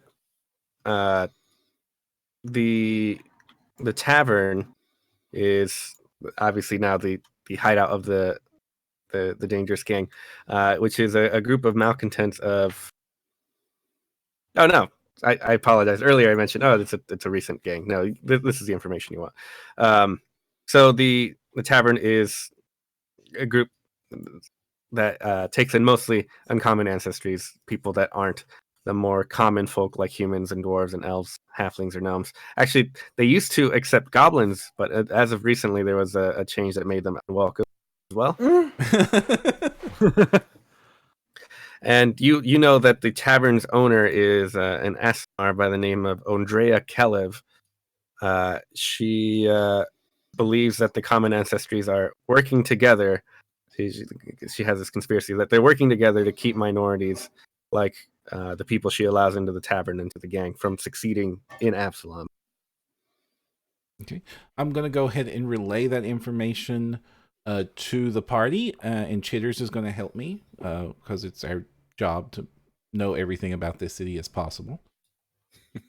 Shit, tour guide? Well, no, we're envoys. We're supposed to, be an envoy between this city and the plant people. There's not a lot of us. I don't have a very busy schedule. All right, so I brought you here to this other map, which is this large tavern.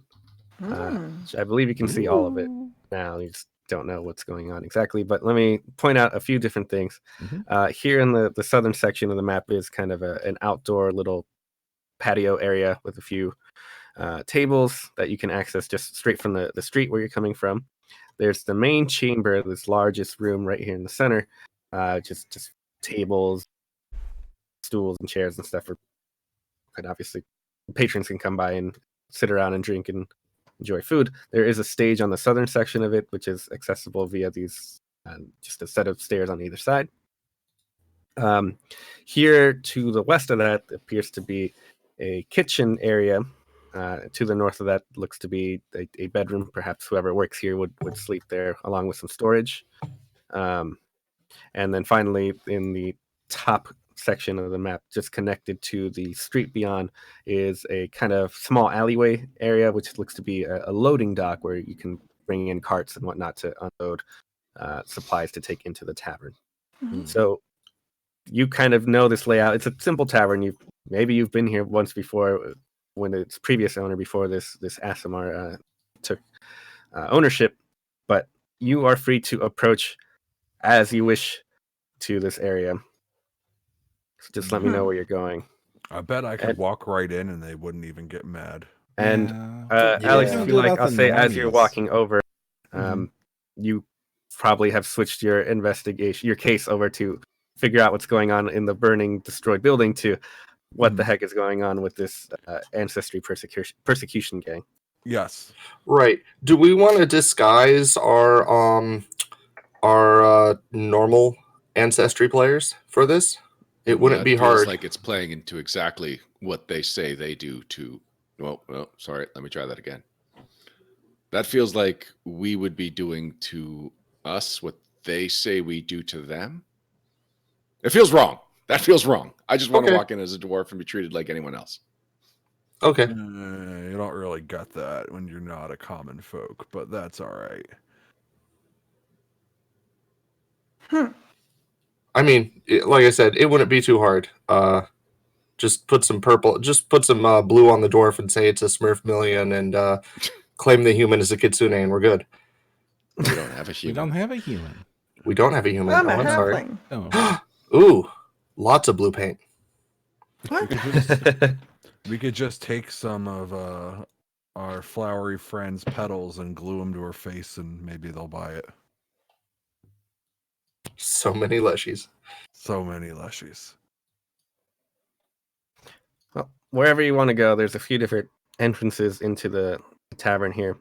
Here, immediately next to your tokens, on the southwest corner is a double door that goes in. On the opposite end is another double accessible from the Maybe street. if I put my full fighting costume on. Sorry, was the- that full fighting or bullfighting? A full fighting costume. The more elaborate one for the big paid events. You have it with Nice. you? Well, of course. She'll stop for a moment and pull out of her pack. I had one set of fine clothes, which I dubbed my fighting outfit. And it is a full bodied outfit that goes over the leather armor, and it has a more elaborate face mask with like feathers and things everywhere, and it's all like trimmed in gold leaf, and it looks very ostentatious. Nice. But also it looks like I am now a golden bird person. Would Golden Finch be a firebrand? Not yet. Not yet, but it seems like she could be. Anyway, She could be. I Maybe decided after not to this do any adventure. archetypes, but yeah. you can be a member without having the archetype. You know be a what? Pathfinder Then without Pathfinder agent archetype. sure, she's a firebrand. Why not? Wow, a real life firebrand. You know what? We'll say that she's got little extensions on her arms that when she like raises them out, it comes up with like these like small versions of wings that don't really do anything. So she lifts them up above her head and makes like a little X. Ha ha! Golden Finch. I clap excitedly. I'm impressed. Now, before we go in, I guess we should figure out what page we're all on. We know the people that blew up the church were the other people. Like, they're part of this group, and they say this group instigated them. But as far as people who committed the crime, we already know who that is. They're already captured. Mhm. So are we automatically assuming the people they're associated with are as guilty? We're going to find out. No. Okay, so we are That's going if- to talk. Mm-hmm. Right. I Nice. think you should probably be ready for a fight, because that guy definitely didn't get all those bombs from nowhere. He had some financial backing. That's true. He couldn't even Ah, afford true. a shirt that fit him. Exactly. Listen, all I can afford in this city is this one vest, so it's And tough. I- It's Yeah. quite the investment, though. See, this It is is- why this clothes Ah. thing just doesn't make any sense. No. What are you talking about? Clothes make the most sense. The more layers, the better. You want hair on your face. You want metal on your skin. You do not want people to be able to see anything except for maybe a little skin around your eyes. Well, See, this is best. Yes. hers is best for sure because it's glittery. It is Mine glittery. glows. Also good. Never mind. We go for this. Well, where would you like to approach from? I was saying there's a double door here and a double door here. There's two that lead into the main chamber. There's a set of small doors on the southern end that connects to the Mhm. patio, and there's one door, which you can't see on the map because it got moved, that connects to the loading dock area. We could Can get we a table. circumnavigate first to see if there's anything of particular interest other than the tavern itself? Sure. Well, Osiris said he wanted to go right in, so that would be the front door, right? We should just go in through the front door. Yeah, it makes the most I sense. was Ooh, just are there any, I like, was asking if that's the skylights? way we're going. Are there any like skylights or like ventilation areas? It doesn't look like there are, no. So they'd never ventilate this place. It's just smoky and stinky. No, there's like a chimney. Oh well, okay.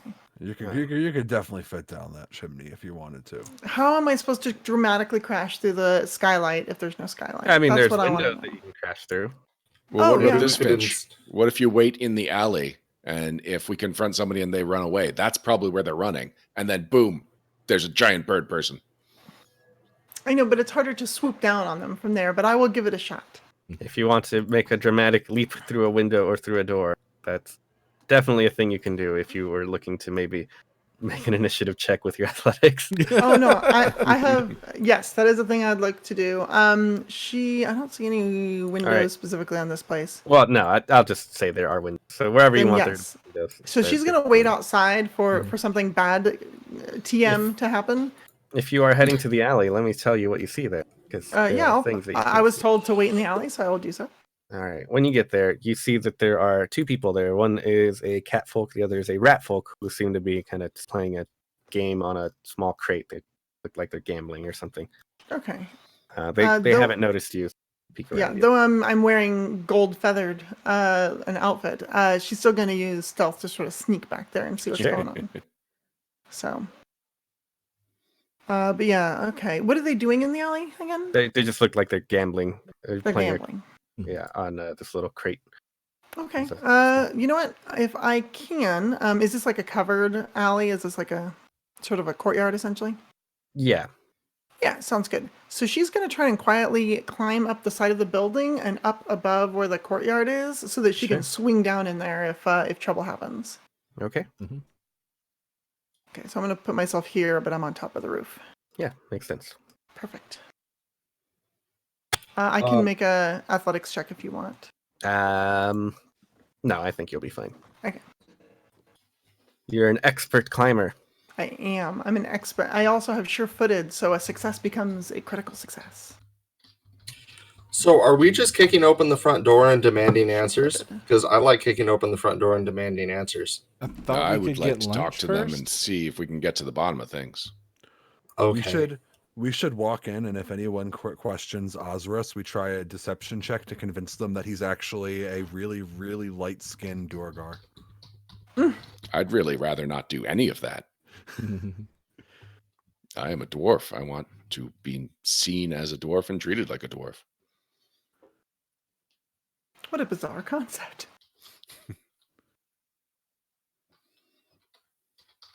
Also, Statler97 in chat is reminding us to be on the lookout for that kobold that got away, Mhm. which is one of the benefits of role-playing in front of a live audience. Sure. Right? So, we should definitely open the door and see what happens. Yes. You open the door and you find a large tap room. As I mentioned, there's a stage on the southern wall, and there's a bar at the far end opposite the stage with a fire burning in the fireplace there. Most of the tables are bare, though.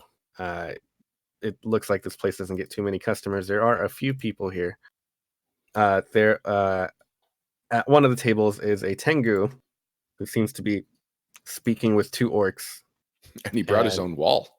Yeah, he brought his own wall to rest nicely in his token. And at the far end in the bar appears to be a Dampier bartender. And seeing as the first two that come through are Olzo and Vest, they look, they nod, and they just kind of turn away. Excellent. And no one seems to notice Ryan's character just yet. Osiris. Osiris, thank you. Clink, clink, clink. All right. Want to go up and order some drinks? I whisper to the party. What was the name of the ASMR that owns the bar? Her name. What up? Where'd you go? Little stats. Her name is Ondrea. Ondrea.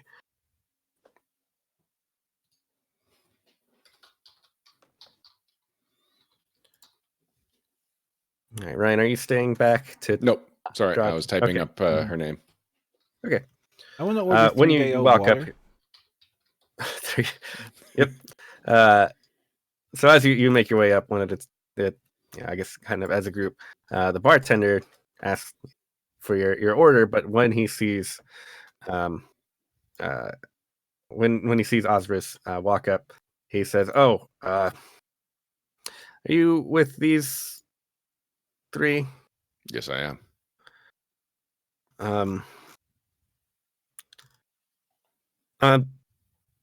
Okay. He seems like he's in an awkward situation. And the fact that you're with these other three people that seems to have thrown him off. I pick up a dirty glass, start rubbing it, and like, "You having a good day, buddy?" It's fine. You're just looking for drinks, right? Nothing else? Well, yeah, if you want to cut to the chase, we were hoping to talk to Ondera. Oh, no, you can't speak with her. And at the mention of her name, that's when these three at the other table, the two orcs and the tengu, kind of look over suspiciously. Is that when the record skips? Yeah, that's when the old ragtime piano player stops. Yeah, I'm gonna stand and pick up and then slam down a mug for emphasis without breaking it. Hey! I'll have you know this is no ordinary dwarf. This is the most freakishly fastest dwarf you will ever meet. It's the fastest dwarf in Absalom. Okay, but I don't. No, you still can't speak with Andrea, no matter how fast you run. That has to do with anything. Can we ask nicely? You can sure try. Okay. Outrageous request. Okay, 16 on the dice, 9, 25. Jeez. She's not going to want to talk to you, and in fact, I'd rather you leave before I'm forced to kick you out. With the help of these three, and he motions over to the other table. That's they're like, funny. 'Cause I could have sworn that I heard somebody say that that you were gonna go out on break just now, and I'm gonna reach into my pocket and I'm gonna pull out 5 gold pieces and I'm gonna put them on the table on the counter. Whoa. 5 gold pieces. That's a lot. That's a lot. Especially in this new second edition economy. Yeah, I know. I only bought one of the 2 items I was recommended to buy for this level. Oh my god. It turns out that the eruption of a lich lord completely decimates all the economy. Give me a diplomacy check. You got it. Does this count as being part of my investigation of the bar? You're not. This is not part of the investigation. Oh, all right. This particular. Oh, I didn't roll good. I rolled a 10. I rolled a 4 plus 6, 10. He sees the gold. He takes it and he says, "No, I have to continue working, and I think it's best that you leave." All right, I'm gonna crack my whip and try to coerce him with intimidate to say, I think it's time you go on a break. I feel like at this point, as people have been adventuring with you for a while now, we're like deaf to it. We don't even notice when you're cracking your whip. Right? Like we just But see hey, people jump and it's our, like, huh? Oh, right, the whip. Right, yeah. But our other swashbuckler might hear it. Oh, good point. Yeah, that would be a 22? 23 if it would give me panache. I don't think it would though. So 22. A loud crack echoes throughout the chain. I mean, this is a large tap room, and it echoes entirely to the point where, Vanessa, you can hear this from the outside, and it sounds like things are about to get heated. Because as soon as that whip cracks, the two orcs leap up, and the tengu start standing up as if no, it's time that you leave. And it's time to roll some initiative. Vanessa, with the sound of the whip crack, you can feel free to do this as an athletics check to kind of roll in. I would love to. And, She's gonna tumble right Dustin, down you over can do that your sill. Intimidate check for this. Yeah, time for. And the rest of us are doing perception? Yes, I don't. Unless you were doing anything in particular, I don't think there's anything else. I was somewhere on a journey to a diplomacy check. Such a bad roll.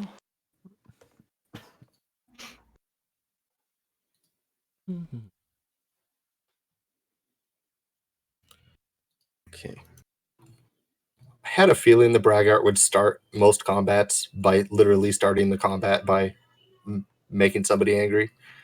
Do you have your rapier in hand as well? I would have my whip in hand since Okay. I just use it to whip.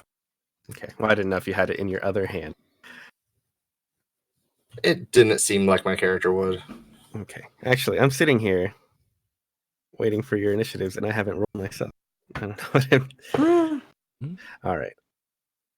This escalated into an unpleasant place very quickly. Without any provocation from us, right? I'm pretty sure that's right. I mean, as far as you know, outside the alley, yeah. As far as I know. Mm-hmm.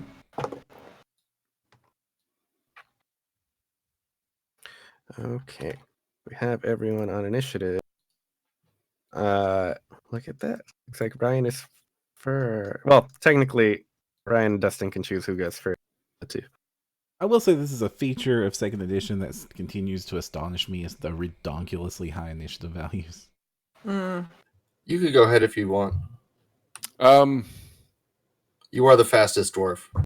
True, but you are the one that cracked the whip. No, you go ahead. Go first. Sure. I'm Okay. only interested in, keeping the peace.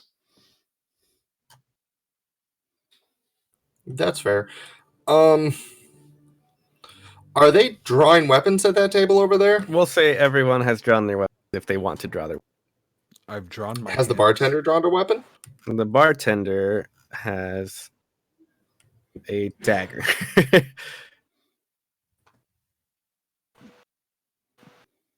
The old dagger into the bar routine. Mm-hmm. Okay, but it is drawn. All right. Indeed.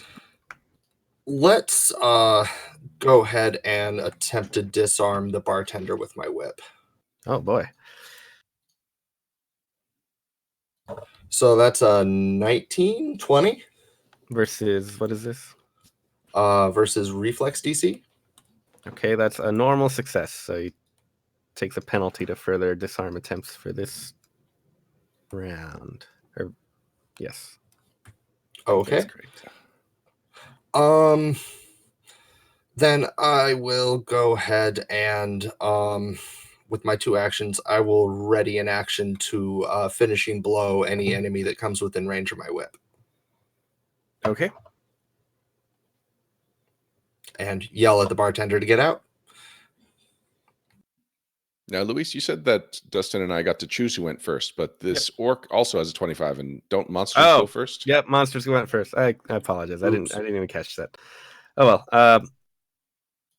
We'll just say they spent some of their actions grabbing their weapons and whatnot and run up. This orc is brandishing a fine weapon indeed. It's a javelin. No, that's not true. It actually has a knuckle dagger. Ooh. So Why do you keep Stabby lying punch. to us? because I misread things. Javelin is its thrown weapon. All right, so yeah, she runs up and probably didn't actually need to equip the weapon. So punching dagger. So it spends 2 actions to stride and tries to punch Perram for a total of 17. That will hit. Oh no, squishy witch. For 5 damage. Ow! All right. Back to So, Dustin, who was In lieu of try- a ready, can I just attack? Yes. Great. That's going to be a 24. Are you attacking this orc? Correct. Yes. That is a hit. Great. So that will be...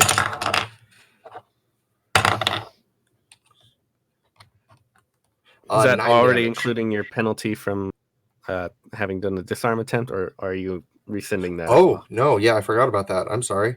So It yeah, that still would be a hits. 19. Okay. It still hits. Yeah, and that will be 1, 2, 3, 4, 5, 6, 9 damage.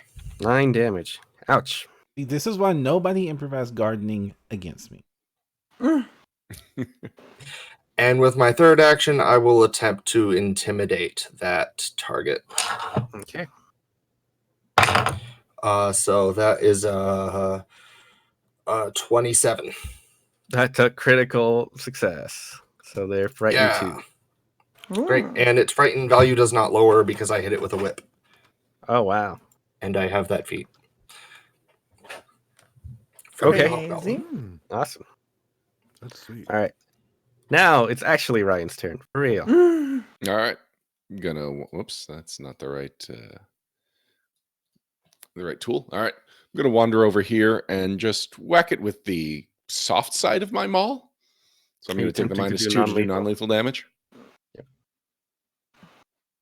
Which negates the -2 because I still have my minor curse in effect. So 17 to hit. That succeeds. Dealing 5 points of non-lethal damage. Okay. And then I'm going to use Assurance to try and disarm the... Can I disarm a knuckle spike, whatever it's called? Sure. Knuckle dagger? Yep. Why not? All right. Just refreshing my memory on how Assurance works for combat maneuvers. It's going to be 10 plus your proficiency bonus. So, All right, which is a +5, so 15 to disarm. okay. 15 is not enough to disarm, and instead just makes it easier for someone else to come disarm this orc. All right, well, I tried. Now, even with the penalty for being intimidated? Does that come into play at all? Let me see. Frightened effects, DCs. I don't think... Yeah, because it's reflex DC. No, you'd have to critically succeed to have that happen. No, yeah, that still wouldn't be a critical success. All right, then. I'm happy with what I've done. Okay. Vast. I'd like to jump up onto the bar. What do I need to do? Because I want to run across the bar to get to a better position. I will say you spend 5 feet of movement to do it. 5, 10, 15, 20, 25. So I go to there. I wanted to flank him, but that's not going to be this turn. So Vesta's going to move there, and he is going to try a steal combat maneuver to get his money back. So that's a thievery check against his reflex DC. Does that sound? Oh, perception DC. Okay. Okay. All right. No, I want my money back. Sure. I am Nice. lawful neutral. I want that transaction is null and void, and I will make it so. Let's see. That is 16 on the die plus my thievery bonus of 5, 21 to get my money back. 21. You get it. Yeah, I'm gonna say that transaction was null and void, just like your life. And then I'm gonna, Oh boy. Oh my god. and then I'm gonna bite him with my mouth. You owe me 5 gold, or I'm going to kill your family. I don't want his family. I just want him. Oh my gosh. He was gonna steal my money. Pay It's very fine. close attention to the terms Oh, and conditions around you. Oh gosh, I rolled this is embarrassing. I rolled a 19 on the die. So with my bonuses to unarmed strikes, that is going to be a 27 to hit him. Yeah, that's a critical hit. So it's embarrassing because I rolled a 1 on the damage die, so I do 3 damage multiplied to 6 damage for my wonderful critical hit. Well, lucky him. Yeah. Mm. Listen, I was just more trying to make a point with that, and the point is with my teeth. So I got my money back, and I left him a nice little mark to remember me by. I'm going to say, "You can leave now. I'm keeping the money." Hopefully, I got more money than I gave him because I took his whole wallet. That's my All turn. right. So he is going to step away. Not step, actually, stride away. I can't stop that. And actually, we'll have him move just at the end of the bar. He's going to cast a spell upon you, Oh gosh, Alex. Please give me a will save. that's my third least favorite type of saving throw. All right, let's So does see. that make it your favorite? I have no idea. That's a great question, but I have a +9 on these, so maybe it is my favorite. Mm. All right, so I rolled a 15, and +9 is a 24 on my will save. Okay. 20. Is he casting fear? He's not casting fear. Darn He says, "No, you should leave," and you are. He casts command upon you. Oh And the no. very first action you have to do next turn, you have to try to flee. Okay. But immediately after that first action, you are restored to your normal amount of actions. That's kind of funny. This other orc rushes up and it says, "That's my sister, you darn dwarf!" And he also has a knuckle dagger. And he's looking at an 18 to hit you, Ryan. 18 does not hit me. He just kind of blindly whiffs over you. I have nothing against your sister. Mhm. Ooh, this is All fun. right. I do. She stabbed me. Perram. I have something against your sister. I'm just trying to make a point. All right. So I want to spend an action. I can't move my character. Oh wait, my bad. I'm going to spend one of my actions to also get to the end of this bar and away from the people Okay, that like to stab me. Okay, no reactions. Nothing happened. And in this case, I want to cast.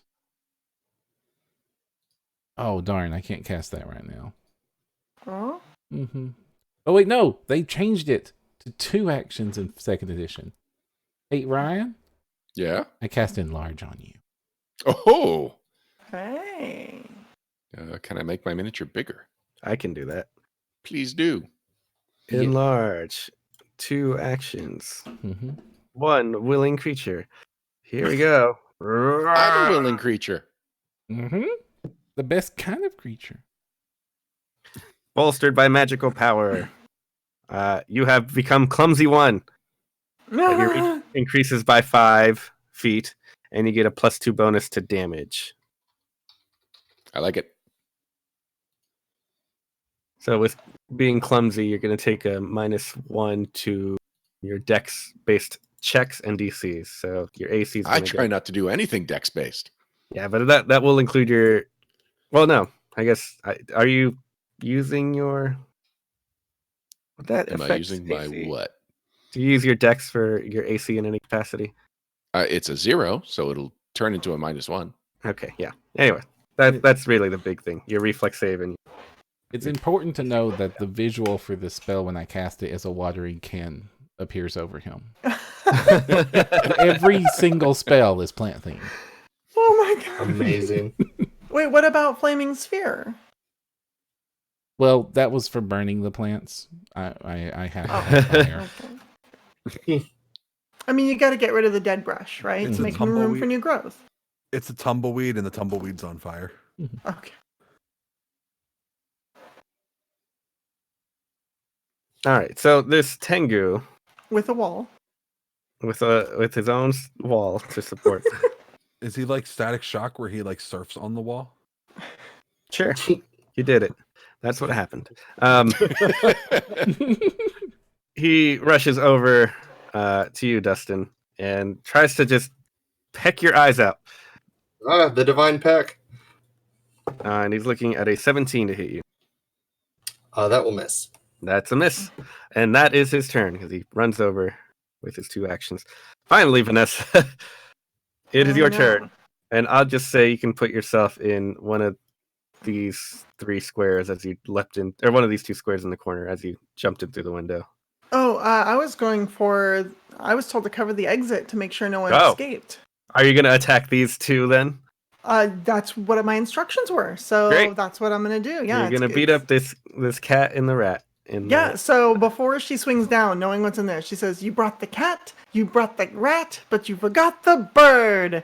And she swings down in for her first movement, adjacent to this little rat folk here. And then she has catfall, so no problem with the damage there. So she lands and she attempts to hit this guy as hard as she can. Does she have panache starting initiative? Yes. Fantastic. Well, I'm going to use it right now in a finisher called an unbalancing finisher. And I attempt to. That sounds unbalanced. It might be. Who knows? And let's see what we get. Damage dice. I'm gonna say no bonus to the damage.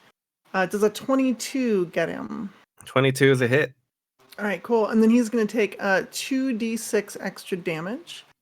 So the regular 5 from my normal attack and another 11 points of precision from my unbalancing strike, and I no longer have panache. 16 damage. 16 total, yeah. And I really want panache back, so I'm going to do something stupid.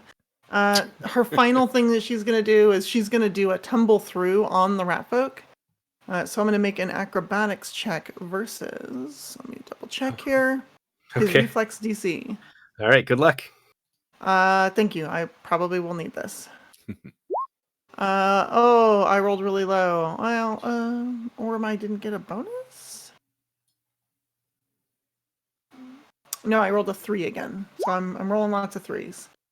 So a 12 is probably not going to do it. 12 is, in fact, a critical failure. Well, tumble through doesn't do anything on a critical failure, so my movement ends and I trigger reactions as if I had moved out of the square I started in. Well, lucky for you, there are no reactions to deal with. And I guess I'm adding these 2 to initiative. Mm-hmm. We found out later they're just innocent bystanders. I'm pretty sure that's what's happening. I was told to make sure they don't leave, and that's what I'm doing. They weren't leaving. They were acting gambling. like a true firebrand. They're not going to after this. All right.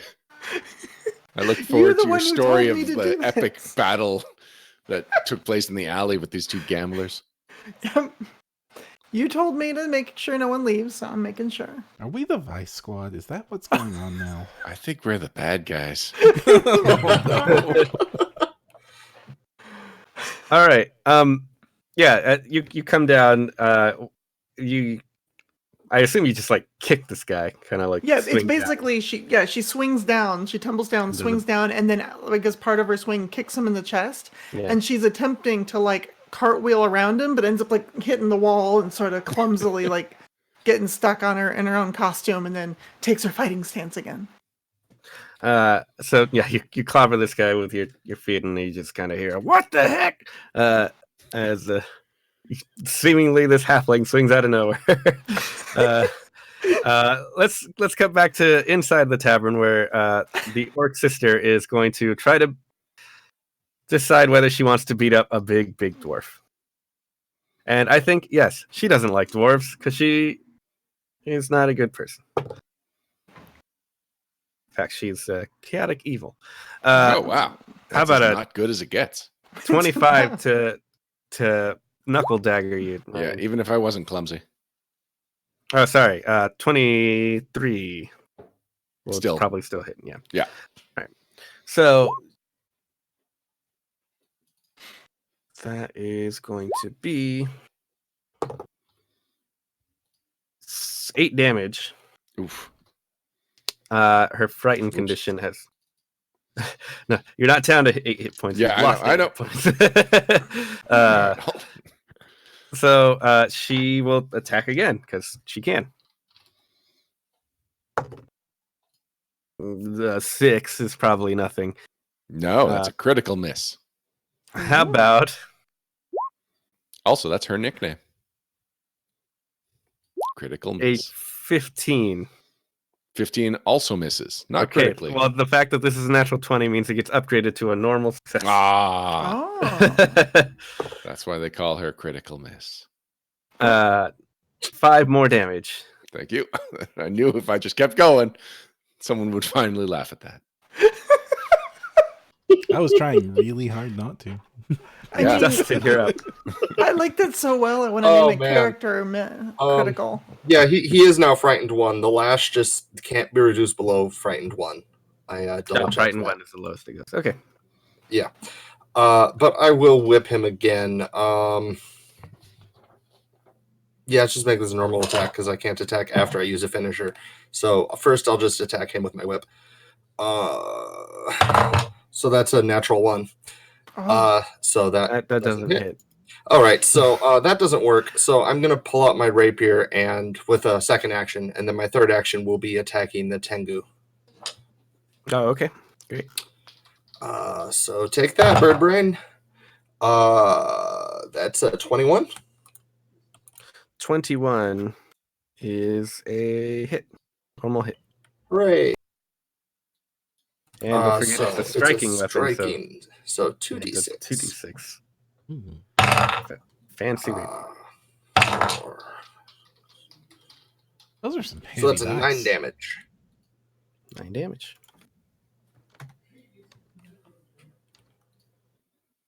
All right. Haha. Ryan, you are large. Yeah, Perhaps yeah. also in charge. I mean, people seem to be listening to me. Yeah. I don't know to whose benefit, but definitely not those guys in the alley. Oh, you're also fresh from concentrate. And I have this massive maul. So I'm going to go make this lady go extra squish, non-lethally. Okay. I'm trying to make a point here. Yep. 18 to hit. 18 is a hit. How much damage would that be? Don't forget your Well- +2 damage from being large. That is 12 damage. 12 damage. You do so, but it looks like it's going to bring her down. She is very ferocious and remains standing. As a reaction, she uses her ferocity to remain at 1 hit point. Well, I guess Darn orcs. I'll hit her again. Non-lethally? Non-lethally, yes. Okay. All right. Gonna do some up and then down math. So 19.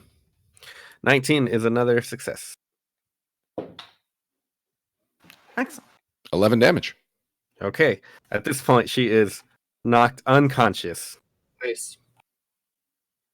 Well, I'm sorry, miss. And then I'll step back. Okay. Alex, All right. you So you have to flee for this first action. right. So I'm gonna do. Other than as long as I'm fleeing from him, can I do whatever I want? After the first action, you can do whatever you want. Okay, but is there any specific direction I have to move when I'm fleeing? Just away from him. Okay. So I'm gonna move. Yeah, on your 10. turn, you try to escape the source of the condition, which is, in this case, that guy. Okay. So I'm gonna move 10, 15, 20, 25. Is that okay? Yep. Okay. Actually, I mean, if I was running away from him, I would also seek cover from the giant friendly dwarf.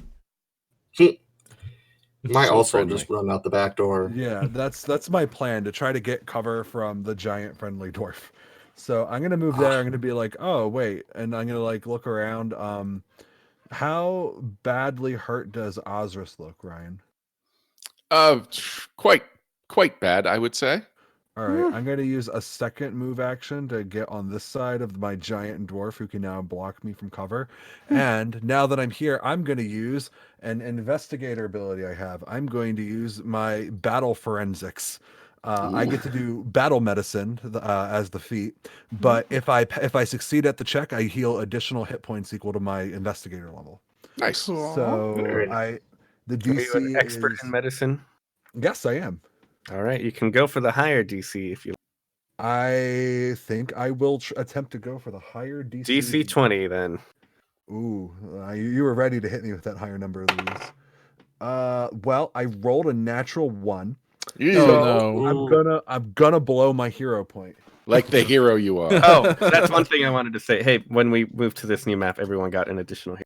So Ooh. Yeah. Oh, yay. Excellent. Yay! All right, I'm probably gonna need it in the. I'm gonna few use seconds. that hero point. Oh, I'm sorry, Vanessa. I was gonna say I'm probably gonna need it in a few seconds.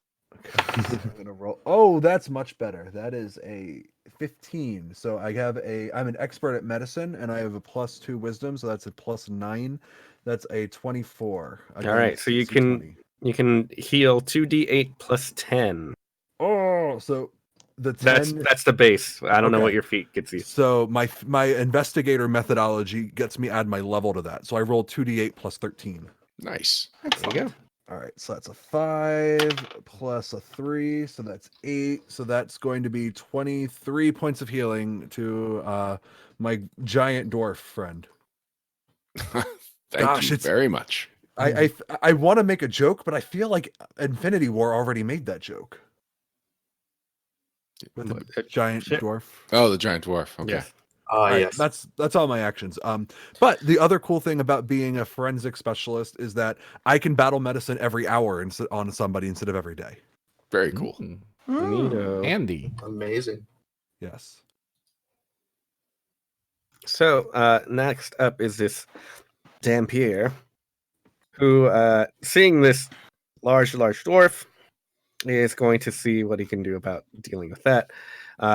A thin line of darkness kind of shoots out from his hand and then erupts into several tendrils. So he will do a line. He's going to do it here. Going to move over to here. He's going to try his best to get Dustin and Ryan and Alec in line. Oh no. I don't So like this let's at go. all. Corner to corner. Yeah, I think that works Ooh. fine. Mm-hmm. So all three of you, please give me a fortitude. I'm going to consult with my ancients to get a little bonus on how to avoid this magical effect. Well, I have a charmed life. Look at us. We're I so good. I have nothing. I am just rolling a die. Oh, I rolled a 15. Man, this die loves me tonight. You are getting in the opposite of die prison die. My total is 15. My total is 21. Total 15, total 21. Mine is Okay. 20. So charmed All right, life is so, better than ancestors. Ryan, you're the one that got a normal failure. You're going to take 2d4 negative damage, I just healed those. I know. and you gain a 1 persistent bleed. Oh, So do that. Persistent. All you other two, you take only 2 damage and no persistent bleed. Oh, these are really bad touch tendrils. Quite grim indeed. Mm-hmm. Anyway, moving on to this other orc who is now oh upset. sorry. because, What was the damage? you took 5 damage, Okay. and everyone else took 2. This orc rushes up, upset that his sister has been knocked unconscious by the largest dwarf, the largest, fastest dwarf he's ever seen. No, it's one or the other. I guess it could be both. Yeah, there's nothing stopping you from using your ability later. 14 to hit you. 14 does not hit me. How about an 18? How about yes? Okay. 18 is going to, you take 7 damage. And then that's very bad. A negative Uh-oh. number. All right. Hopping over to the alley, I'm there's a sorry. cat. What was that second part? I rolled a total of a negative Oh, number. I thought that was more negative damage coming my way. Oh dear. Oh. Oh no. Now, hopping back over to the alley, there's the cat folk and the rat folk who have been suddenly surprised by the halfling. This cat folk, what is he going to do? He has a great axe. Oh, Let's gosh. do that. He spends an action to pick up his great axe that was standing against the crate, moves Oh, over and no. says, Leave my buddy alone. 14 to hit you. Miss. That misses. Great. That's his turn. Fantastic. Back to Perram. All right, so I really am mad at the Dampier. Okay. And you remember the watering can before, right? Yeah. Now I'm going to use it much more aggressively for hydraulic push. Nice. Ooh. I'm going to target the Dampier. Okay. Make an attack roll. And rolling the attack roll. That is a 15 on the dice, 9, 24. 24 is a normal success. Normal success. Okay, so he will take 3d6 bludgeoning damage. 1, 6, and 6. So that is 13 bludgeoning damage and is pushed back 13. 5 feet. Oof, the pain. Do you want him just go straight back or in a diagonal manner? In a diagonal manner. I'm going to push him back towards this door. Hmm. All right. You have an action left. And I will use the last action to demoralize him. Okay. Yeah. As you hop up to be seen under the counter? Mm-hmm.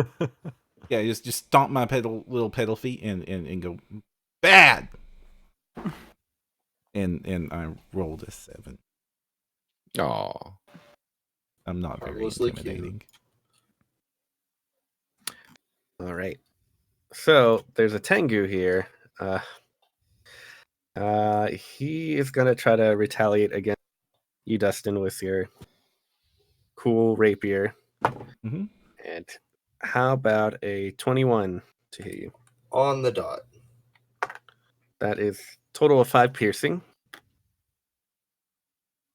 And Ouch. yeah, Maybe if I'd taken nimble dodge. Mhm. That's actually a really good feat. I'm sad I didn't take it. Oh, man. Oh. V, did you read Alex's article this week by any chance? I sure did. Okay. I wholeheartedly disagree with it. It's gonna be knives out in the Discord section. how about a 9? A 9 will miss. Was that critically miss? Oh, I don't have a reaction left. I used Charmed Life. Wow. Well, there you go. There you go. All right. And another critical failure. Everyone is doing so well. All right. Back to the rat folk. Who, Oh, hey, yeah. what's the big idea? You are will not going to escape. escape. What are you talking about? He hops back. He takes a step back to then throw a bomb. No, he's not going to do that. His buddy's there. He will instead fire off his crossbow. One of those back alley alchemists. 23 to hit you. 23 is a hit. Yeah. That deals 2 damage, All right. and he will attempt again to fire the crossbow. This Did he have to time. like pick it up or anything? Or Or was he playing cards with the No, crossbow? you're right. As you That do. sounds like a very aggressive strategy. He, we'll say he had it loaded, but he had it strapped to his back. So that's all his actions. He drew his crossbow and then Sounds great. fired it, and he will have to reload it next turn. That is probably going to be your saving grace. You're up, Vanessa. I really hope it is. You know what? I've already hit him once, and because I did the unbalancing finisher, he's still flat-footed to me. So, Oh, okay. Nice. yeah, till the end of this turn. So, I kind of would like to get a couple swings on him. Sure. I'm thinking what I want to do. So, I'm going to attempt to tumble through the catfolk's space Sure. with acrobatics. Mhm. Let's hope it's not a terrible roll. 28. That's a normal success. It's a normal success. Fantastic. I'm actually going to come all the way over here so that I don't have to be anywhere near him. And then I'm going to go ahead and take advantage of this with another unbalancing finisher. Okay. Let's see. Here we go. Does a 28 get him? 28 is just enough to critically hit him. Fantastic. So then my critical damage is 10 points of bludgeoning damage, and then I add another 12 precision from the finisher, so that's 22 total points. Oh, No, God. you double the. Oh, you do? So another 24 on top of it? Holy cow. So that's 34 points? Yeah. Whew. All right, well, 34 points of non-lethal bludgeoning damage. Non-lethal bludgeoning. Okay. And is he still up? Yes, he is. What? All right. Let's see. I once again no longer have panache. I would like to have it, so I'm gonna go ahead and try to trip him. I'm gonna give this a shot. So I have assurance for athletics. I'm just gonna use that to try and trip him. So my total is 17. 17 is not enough to trip him. Okay, Normal failure. but now I know. All right. This orc is out of the initiative because she has been knocked unconscious. It is now Dustin's turn. All right, I'm going to cartwheel over the bar here, my whip flying around in a big circle so I can roll up here and stab with my rapier against that annoying little caster. And this will be a finisher. Okay.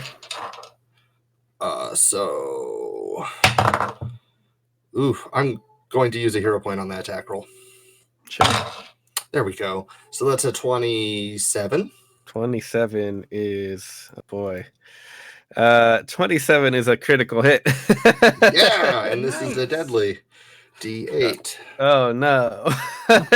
And do I roll 4d6 because it was a striking weapon? Yeah. Well, no, you roll your 2d6 and double the value that you get. Right. Yeah. All right, so 3, 6, 7, 8. Oh, and then 9, whatever your finisher 10, is, that 11, also 12, gets. 13, 14, 15, 16, 18, 19, And then don't forget to 20, add your 21. deadly D8. Right, so it looks like I did 21 damage. Okay. He is done. That guy has been. Cool.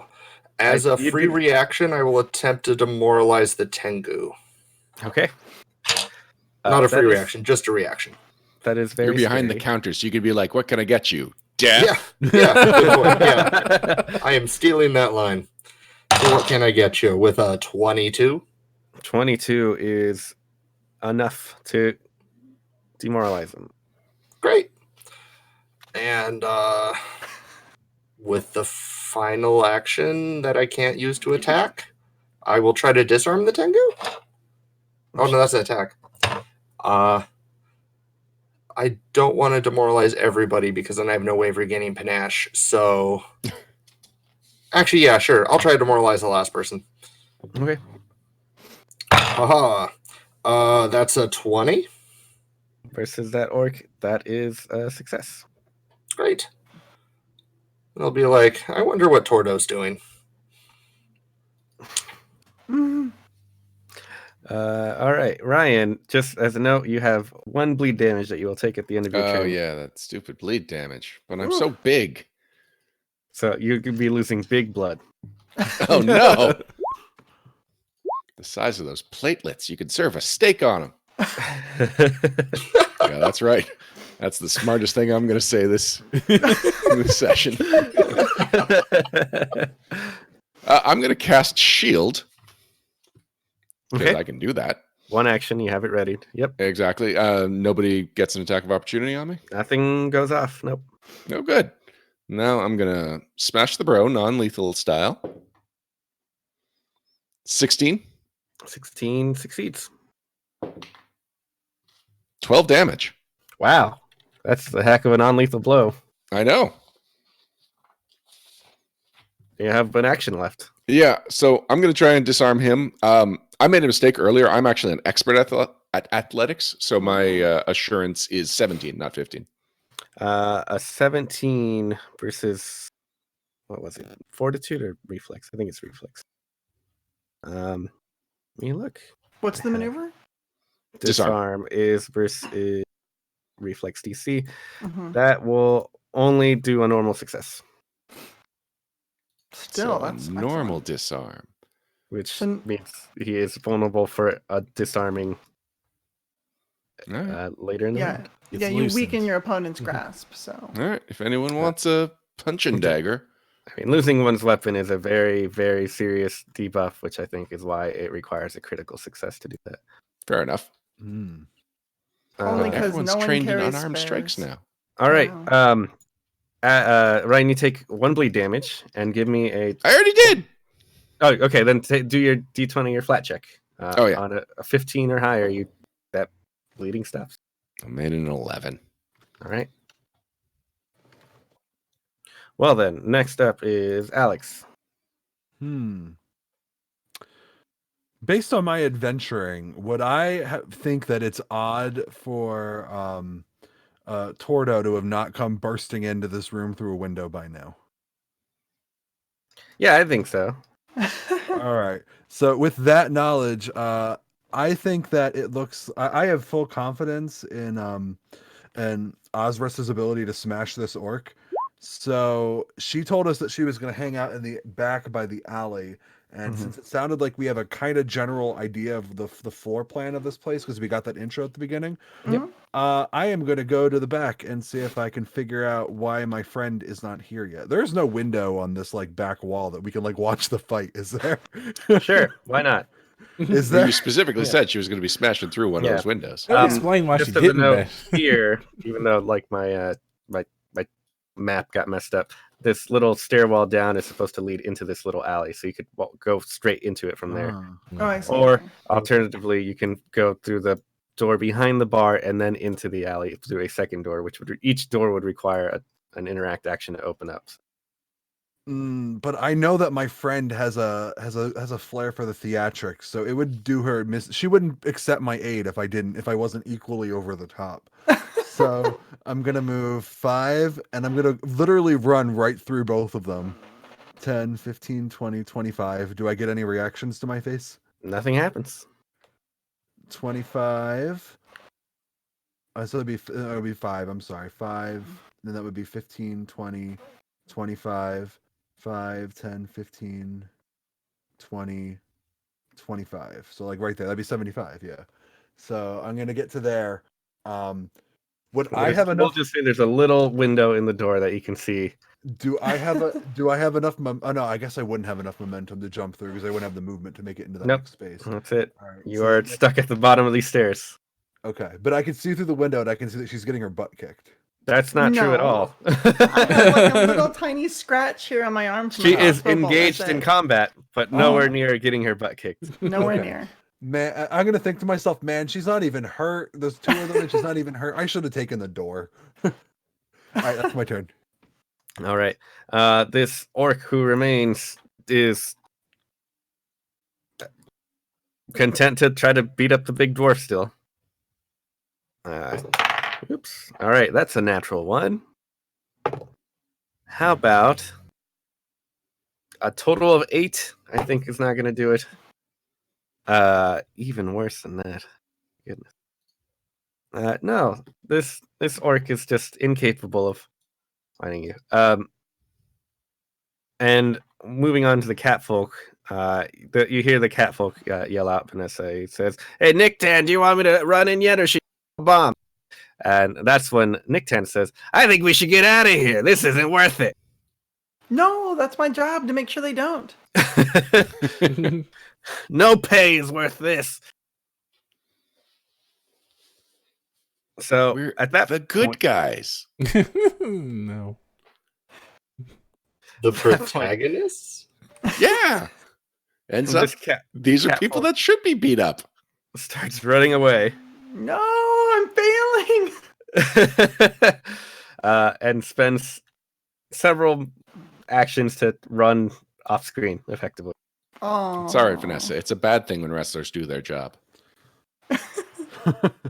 This Tengu, I guess expected has- a reaction from you, Luis. she's Do I have to repeat my wrestling joke to you? sure. It's a bad thing when wrestlers do their job, Luis. I feel like it's going over my head because I'm Jobbing. Jobbing is losing. I a know that match. she's It's jobbing, doing but your it's job. a good thing she's Oh. jobbing. No, she. All right. Or, well, that the catfolk is jobbing. Anyway, the whole point is trying to keep track of 6 different stat blocks, and I'm going to move on. We're trying to help you with that. We're doing our best. This Tengu moves over to get a nice flank that is Did I maybe get not skipped? going to help. Did you skip the last Yes, sheet? I did skip you. Excuse me. Let's move on. I in my deletion of the catfolk moved the initiative by 1. So anyway, hey, that doesn't happen yet. Who knows? Maybe it will. All right. Perram, what would you like to do? I would like to do 2 things.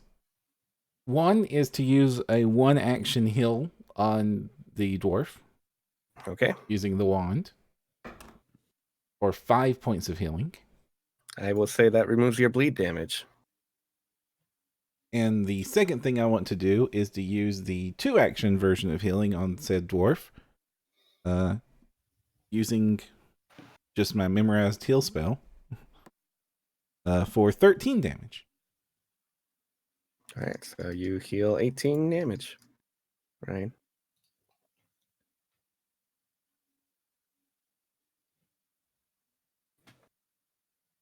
The giant yo-yo dwarf.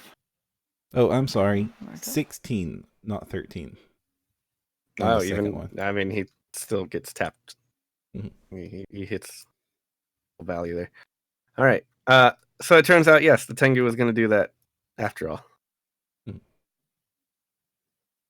What I get for Oh, no. rage. Mm-hmm. And because I don't remember what I rolled previously, I made a new roll, which is probably not in your favor.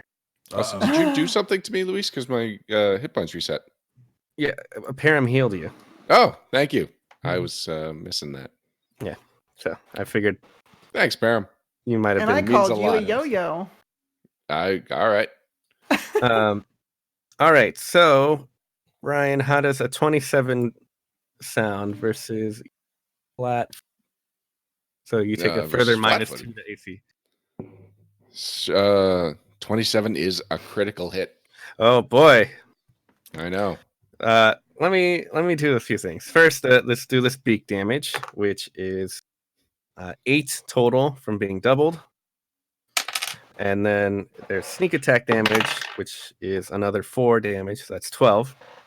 And also, hey, as a reaction, when the Tengu critically hits with its beak, Oh no. Ryan, give me a fortitude save. Oh no. All right. Oh, no. This is not magical, Oh, right? So I no. can't call on my ancestors. Correct. It's not a magical effect. 16. It's so creepy. 16. He's going for my oh, eye, isn't he? that's exactly it. But Oh this is no! an incapacitation effect. So that might give you what you need. Let me double check here. Spell. Oh, you are not more than twice the level of this creature. Twice the size. A noble attempt. Way hairier. You are blinded for 1 round. Oh God, your eye.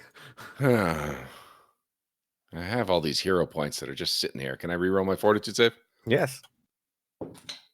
Oh, there we go. 20. You are unaffected. Yeah. Peck my eye all day. See if I care. Oh, He will. He has 2 actions left. Oh no. Well, Well we'll then, see if he actually Shut crits my this mouth.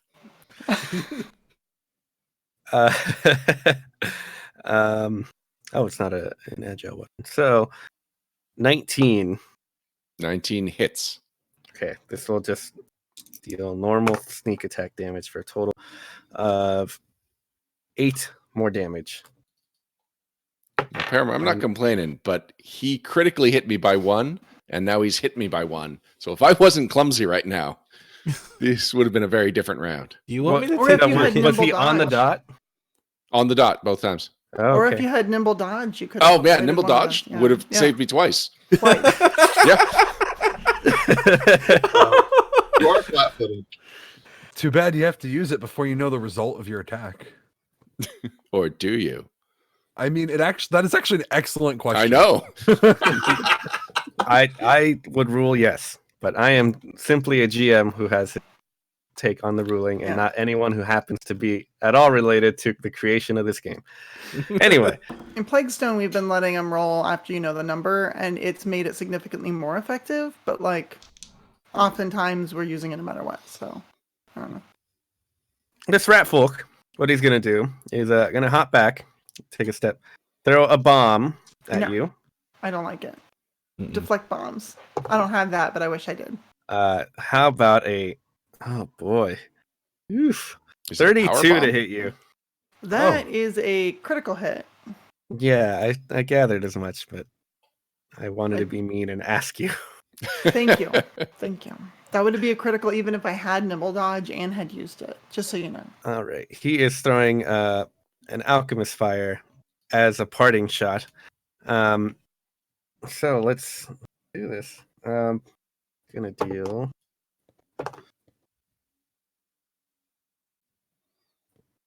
26 fire damage, Don't like it. and you also have 4 persistent fire damage. Oh, like it even worse. And then he's gonna take his last stride to move away. I'm glad the medic is on his way. Yeah, me too. It's your turn, Vanessa. You're on fire. No, I don't like it. Can I not be on fire? Can I do something else? Yes, you could potentially try to put the fire out.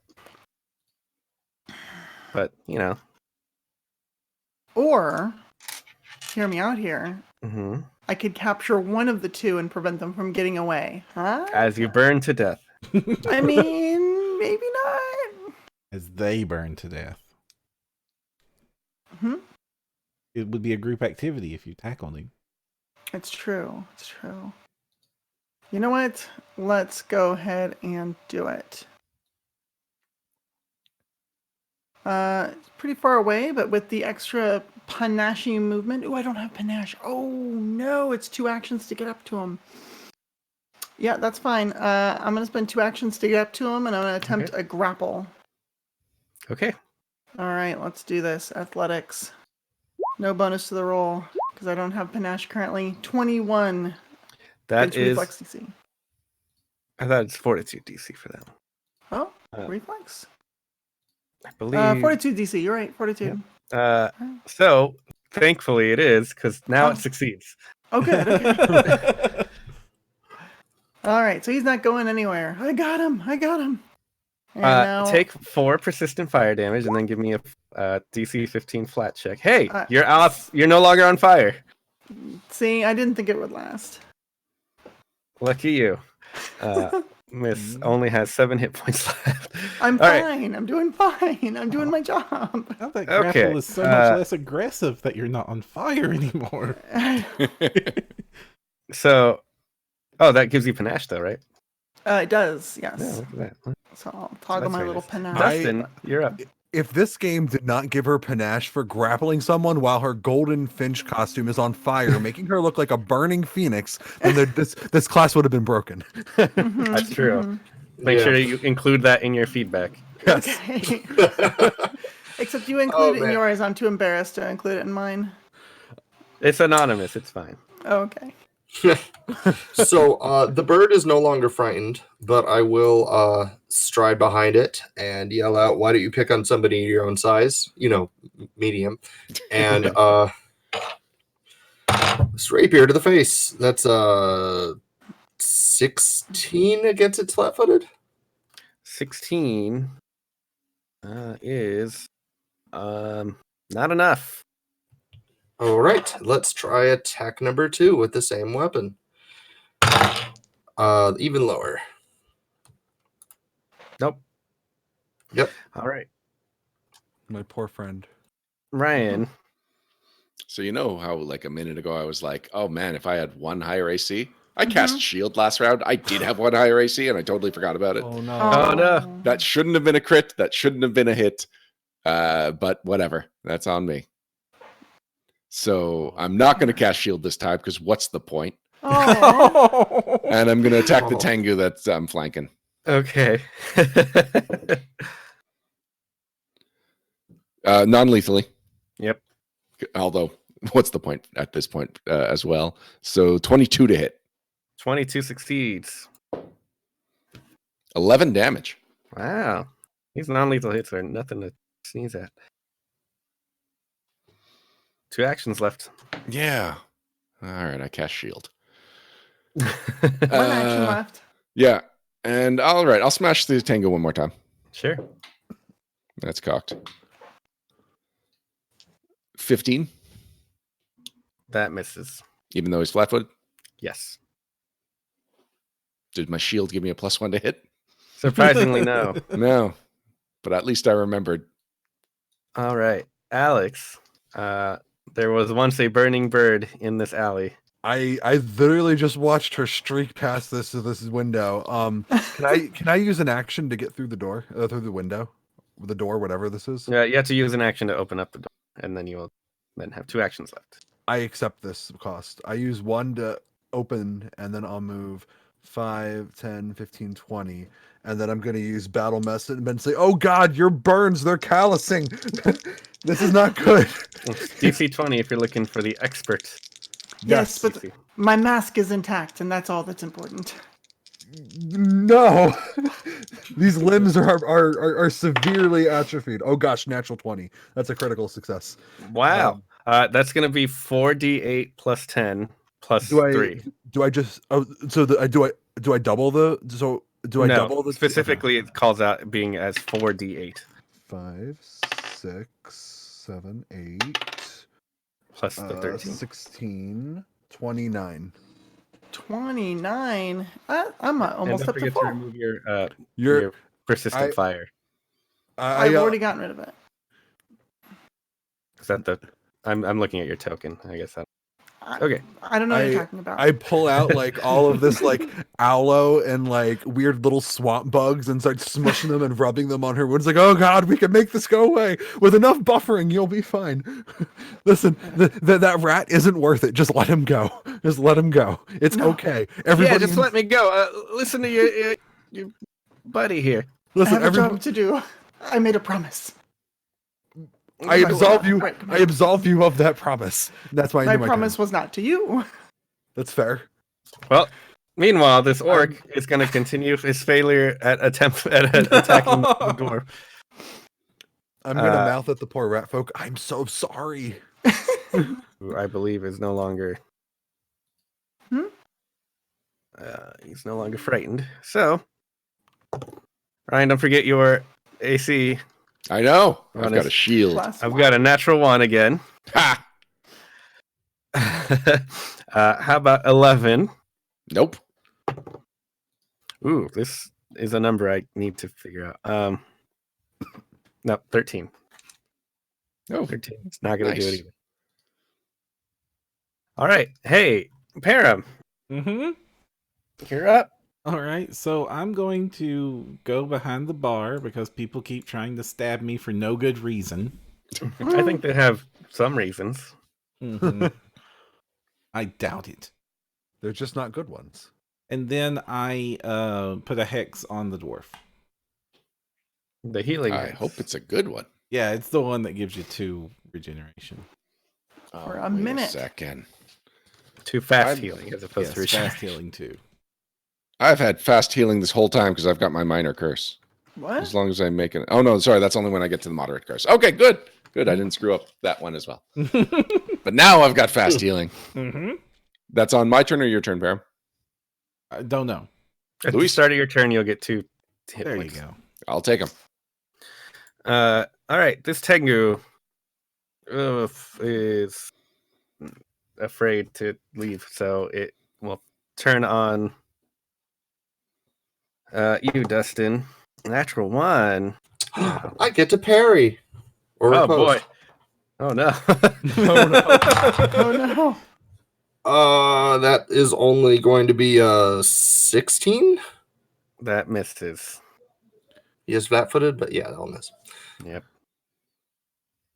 All right. Well, second attack. This is far greater. 24 to hit you. Yeah, that'll hit. For 6 damage. Ouch. And finally, can't really get out of flanking. Okay. 8. All right. Ratfolk is currently grabbed. He's going to attempt to escape with the escape action, which I will double check what that does here. I think he's going to use athletics or prefer. Either way, he's going to try to escape. Okay. Athletics versus your athletics DC. So what's your DC? My athletics DC is a 20. 20. It will use its acrobatics. And succeeds. No, I don't It like gets that. free and removes the restriction of Mm-hmm. being grabbed. And yells, I don't know what y'all's problem is, but I'm leaving. And starts running off. I don't know if you'd like to give chase, but he goes a far distance. He will 50 feet away. I'm thinking about it. Okay. I'd say I have until my turn to decide, except my turn's up next. Now's the time. I do have panache. Does he look really badly beat up? I've been doing Yes. non-lethal attacks, but he looks He like looks very badly beat up. I have a job to do. Great. I'm gonna stride twice and head him off. I'm gonna go over around in front of him, Okay. and then essentially attempt to use that momentum spinning to bring my leg around and kick him right in the small of the back. Are you doing I'm it as a non-lethal attack? I'm using non-lethal on all humanoids. And this is gonna be another unbalancing finish. Let's see how I do. 20 is pretty average. But you know what? Let's go for it. Does 20 hit him? Literally roll 10. Yes. Cool. That gets him on the dot. All right. In that case, 11 total points of bludgeoning non-lethal. That knocks him out. Yeah. I prevented one from leaving. Fantastic. You did it. You soloed a level 4 creature. Yes. Well, Nice. I mean, it almost one-shot me with a crit, but still. All right. Dustin. All right. Let's try this one more time. Now that the practice swings are done, I'll try a finisher on him with the rapier. Okay. Oh, I'm using it here. My last hero point. Sure. Not much better. 19. That He's succeeds. flat-footed. Yep. Oh, good. So that's going to be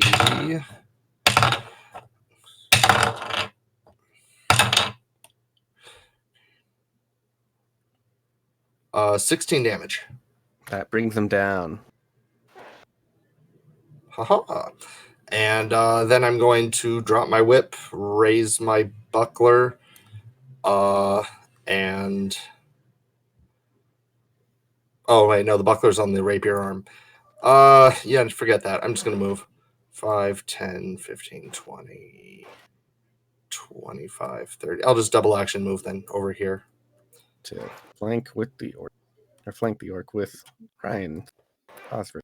Okay, yeah, Right. flanking with the orc, you would just have to take a 5-foot step, or just a step. All right, Ryan, you're up. I cast Stabilize on the Tengu, and then I deal non-lethal damage to the orc.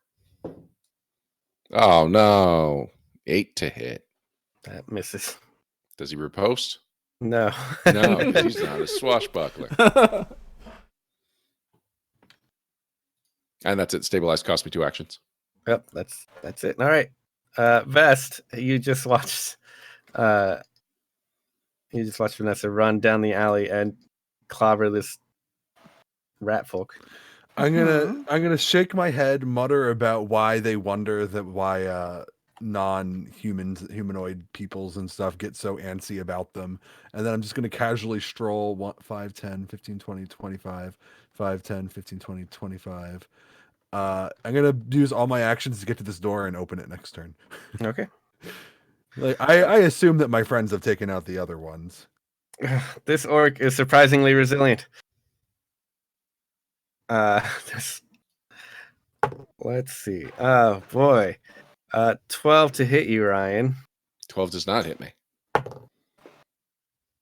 4? No. How about -6? Just go away. Ryan, don't forget to heal your 2 from fast. Oh, yeah, I did forget to heal my 2. Perram. Every round should begin with Ryan, don't forget. Okay, I giggle to make sure he keeps healing. Okay. And then I lots of weeds tangle up the other work, hopefully. What's the DC on that? I roll an attack roll. Oh, that's an attack roll. Okay, 26 to hit. That's a critical. Oh, they are immobilized. Can't move whatsoever. For 2 rounds. This Tengu is out of the fight, so it's Vanessa's turn. Is I assume it? we're just gonna grab Yeah, that rat folk and drag him back. That's what I'm doing. All 3 actions, yeah.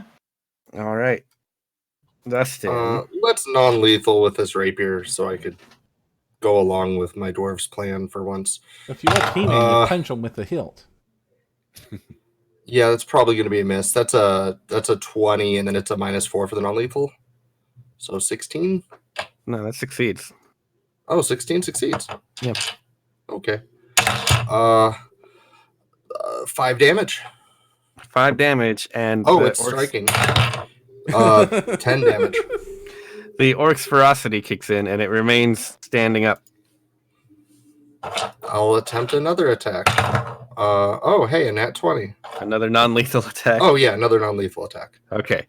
You don't need to roll for damage at this point. It was at 1 hit point. It is now unconscious. That's acceptable. You did Feel it. free to roll the damage if you want to feel cool about your big number, though. Yeah. Yeah, big numbers. No, I'm okay. If it was a finisher, I totally would.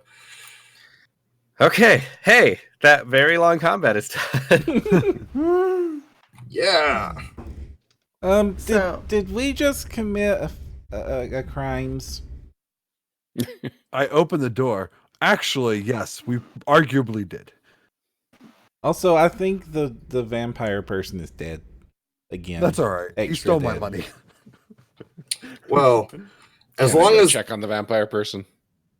You can stabilize him if you want, Ryan. Okay, I Wait, stabilize. does that work on Dampiers, actually? I don't know. Let me look. I have the spell pulled up. Cast Positive stabilize, he turns energy. to dust. Nope. It won't work. So Okay, I was thinking a medicine check to see if he That you can- like. that I think you can do. But Okay. also don't forget to recover an additional 18 total hit points from the Yeah. remaining rounds of your fast healing.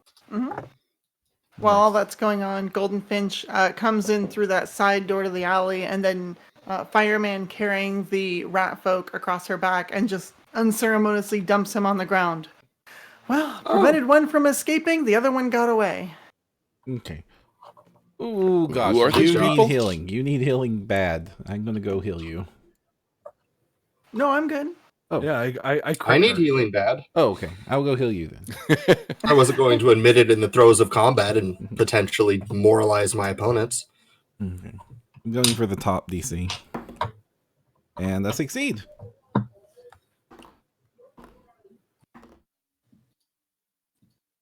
That's 2d8 plus 10. Am I rolling this? You got 32 hit points back. Yay! Nice. That's way more hit points than anyone has anything that can do. Yeah. I Thank you. Great. Cool. Wait, no. No, 22. I That's rolled. still enough. Yeah, I rolled too that many makes more sense. D8s. Still enough. Excellent. So we should do the standard strip, tie up, bring back to life and make sure that they were all arsonists. Yeah, because if it turns out they didn't blow up a church, we're in really big trouble. Let me rummage around and see if I can find evidence before we wake them up. Good idea. We will also check their pockets for evidence. Let's say they're all tied up. Yeah, Around. definitely And eventually checking this. Ryan returns to normal. Oh, Definitely I'm going to checking turn this the rat folk. sign. Oh, sorry. Go ahead. So I'm definitely checking this rat folk that I captured trying to escape. All right. Can I roll a perception check to search the area for evidence, Elise? Sure. Cool. I'm going to turn the Evidence. sign at the front of the bar from open to closed. It's actually a pretty good idea. Do I get the bonus for taking what's going on here as my case? Yeah. Okay, so that's I rolled a 16. My perception is 9. Take the case is 1. That's gonna be a total of a 26 to search this place for evidence, linking them to the explosion at the end. All right. Searching this back room, at least this half of the back room, you see there's a curtain that cuts the room in half. There's not much that you're finding. It's mostly empty crates or food stores and stuff. But you do notice that the curtain is trapped. It's got a tube of powder that is kind of connected to the curtain, and like pulling it aside means it release the powder within. I'm gonna try a thievery check to disable it. Sure. Would I know if any of you guys are better than me at thievery? I'm not. We've adventured I'm together. sure as heck aren't. Nope. All right, it's me. I got an 8. It's me. I'm gonna try. Yeah. All right. My roll isn't great. I rolled an 11. I get +5, so that's 16. Unless this counts as being part of my case, it would be 17. It does count as being part of your case. Okay. Is that enough to stop this powder from spraying all over me? Let me double check thievery here. Uh-oh. Okay. You just are unable to disable it, but you don't trigger it. I'm gonna say I'm gonna yell for help. I'm gonna yell, "Hey, Oslo, I need your deft fingers back here. There's a trap." All right, I'll give it a shot. So before he gives it a shot, I'm going to use another awesome investigator power that I haven't used yet. And that ability is called Clue In.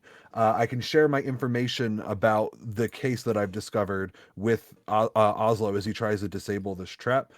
He gets my +1 bonus to investigate the area. So he would get the +1 from my my take the case on his check to disable the trap. Sure. And also, I'm going to cast guidance on him because this sounds dangerous. Is that a circumstance bonus? Oh, let's find out. Because my bonus is a circumstance bonus. If yours is also a circumstance bonus, they wouldn't stack. Guidance. Status bonus. Okay. Excellent. All right. So that will be a total of 10. What? No, his bonus is what he's talking. I got a nat 20. Natural 20. Okay. Whew. I was really worried for a second. So with a natural 20, you disable the device entirely and leave no trace of your tampering with it. So the hallucination powder will not be released into this room at all. Oh, that sounds fun. It does sound fun. All right. So set it off on purpose. Vest is going to walk into the room and do another perception check to see if he can find anything out of the ordinary in this place. Sure. This is a great place for investigation. All right. I rolled a 14, and between my take the case bonus and my perception bonus, that's +10. So I got a 24. All right. Searching around here, you do find a satchel. Mm-hmm. And that has a lot of stuff in it. Oh, I check out. I open it. There is there's a mutagen inside that you don't know which one it is, but this smells like alchemical gunk. And put it on the table. It smells like. In addition to that, there is 70 gold in various coins. Oh gosh, there's tons of coins in here. There's also a particularly nice mithril hand mirror, which is worth 50 gold. Man, this is gonna sell great to some rich human. Yeah.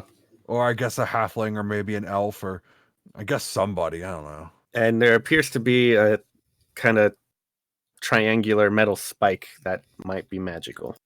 Yeah, look at this spike thing. I'm gonna try I guess an Arcana check to know what the spike thing is. Sure.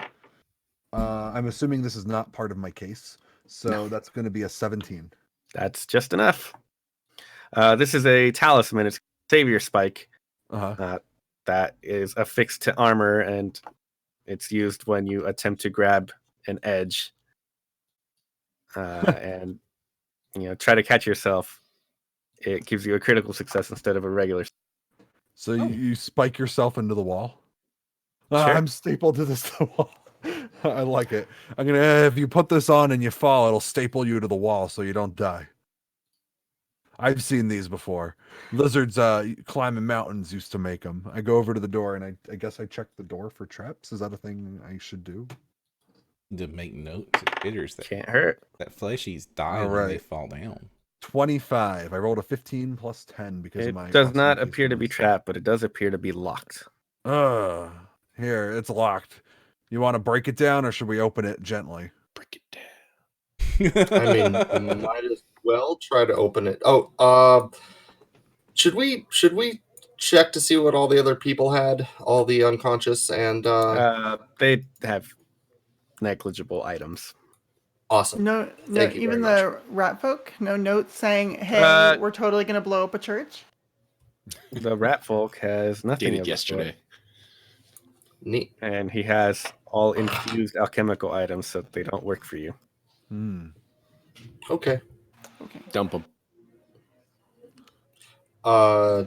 Can you give me your take the case bonus on this again? You're gonna have to wait for 10 minutes for me to do it again. You want Okay, to? I'll just try it. Okay. I guess I could try to aid you. 21. So you did it. I knew you had the gumption. Aid is like so hard in second edition. The base DC is 20. It gets easier as you level up, though.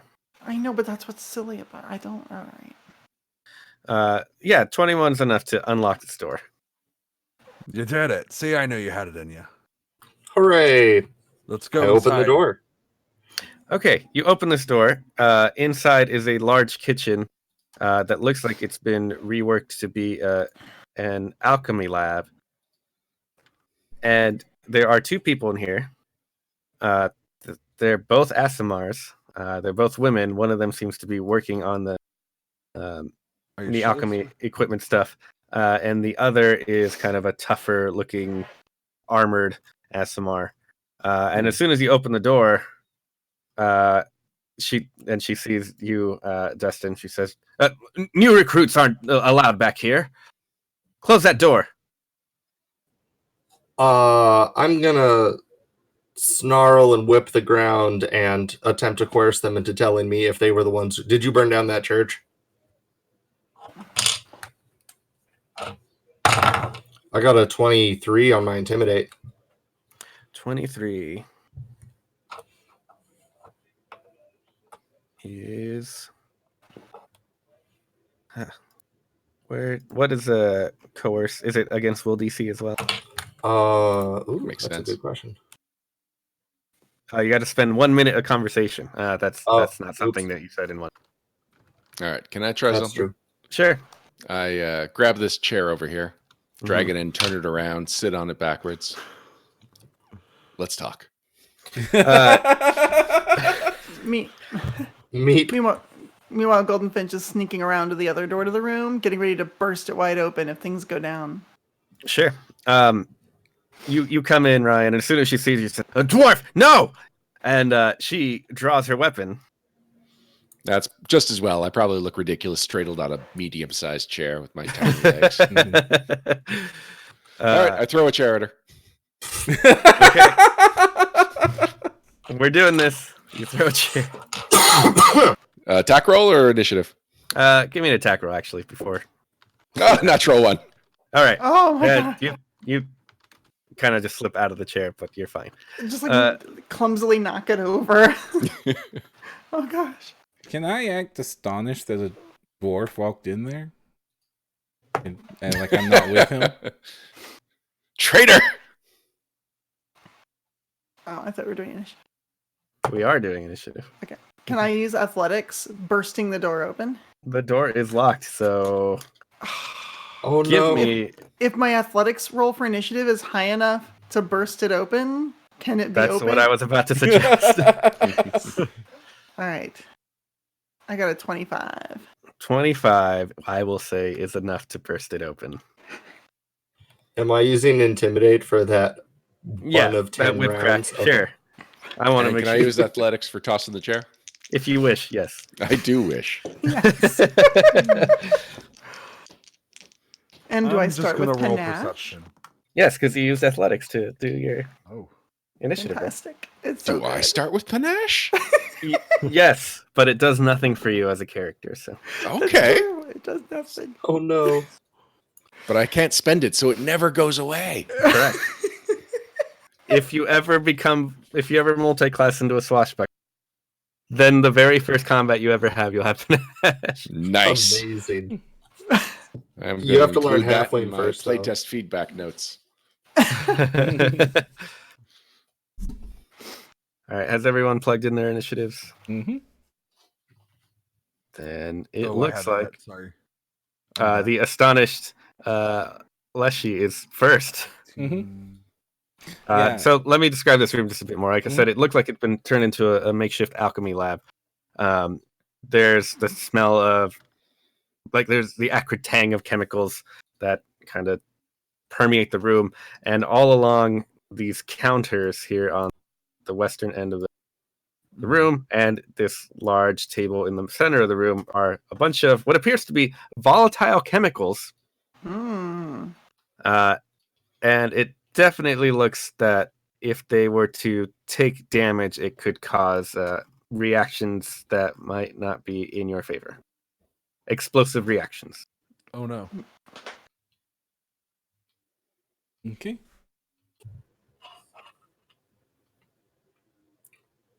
It is my go, yes? Oh yeah, if you're not trying to get panache. Yep. Okay. I'm gonna so what I'm gonna do is I'm gonna be like, oh gosh, did you know that there's totally oh look out, there's a dwarf web.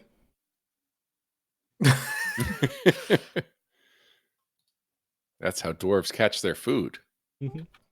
What's the size of the web? It is a 10-foot burst. 10-foot burst. Okay, You want me to draw it? I got it. Okay.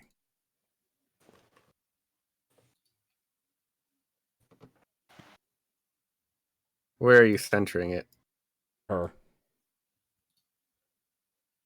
Well, I think it's technically it'd be bigger than that, but I'll worry about that in a second. That is a great and appropriate image. Yeah, I mean, like, I'm really impressed with your Roll20 skills, Luis. I've been doing this for several years. All right. Do I have to attempt a reflex save or what's going You on do here? indeed. Let's see, each time a creature in the web begins to use a move action or enters the web during a move action, it must attempt an athletics check or reflex save against the spell DC. Does that matter now as it's being brought into effect? It doesn't mention anything now that it's brought into effect. Okay. I will figure that out. But for now, what's the DC on this web? 19. 19. She would save regardless if something happened. Or no, actually, she would fail because it's reflex. She's not very reflex. All right. So, All right, you have one action left. all right. And then I am going to take cover behind the door.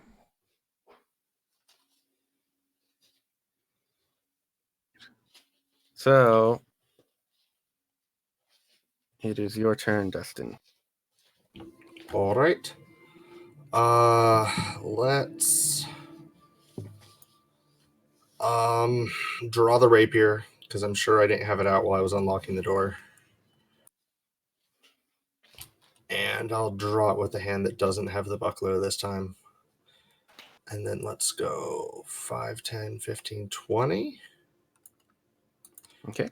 And I will attempt a finishing move on the ASMR right over here. Sure. That's a 25. Okay. That is definitely a hit. Great. Let me double check. Crit. It is not a crit. Oh. All right. Well, that is still going to be 13. Oh, no. I forgot finishing move. 15 damage. 15 Aha. damage. Great. Vanessa, you've burst the door open. Alex should be next.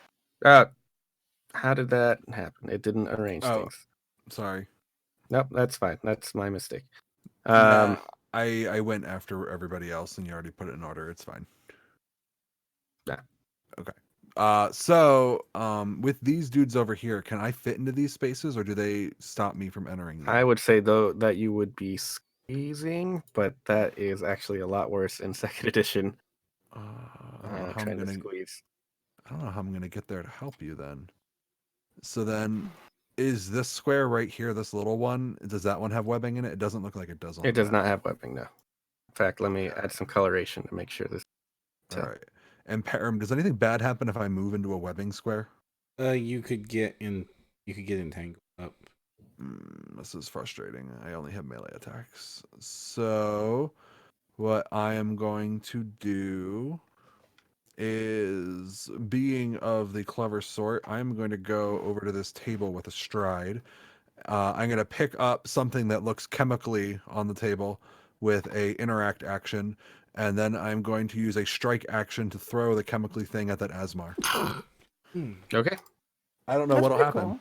Yeah, I don't know what's going to happen. We'll find out. Is this considered part of my case, since it seems like they might be the perpetrators? Yes. All right.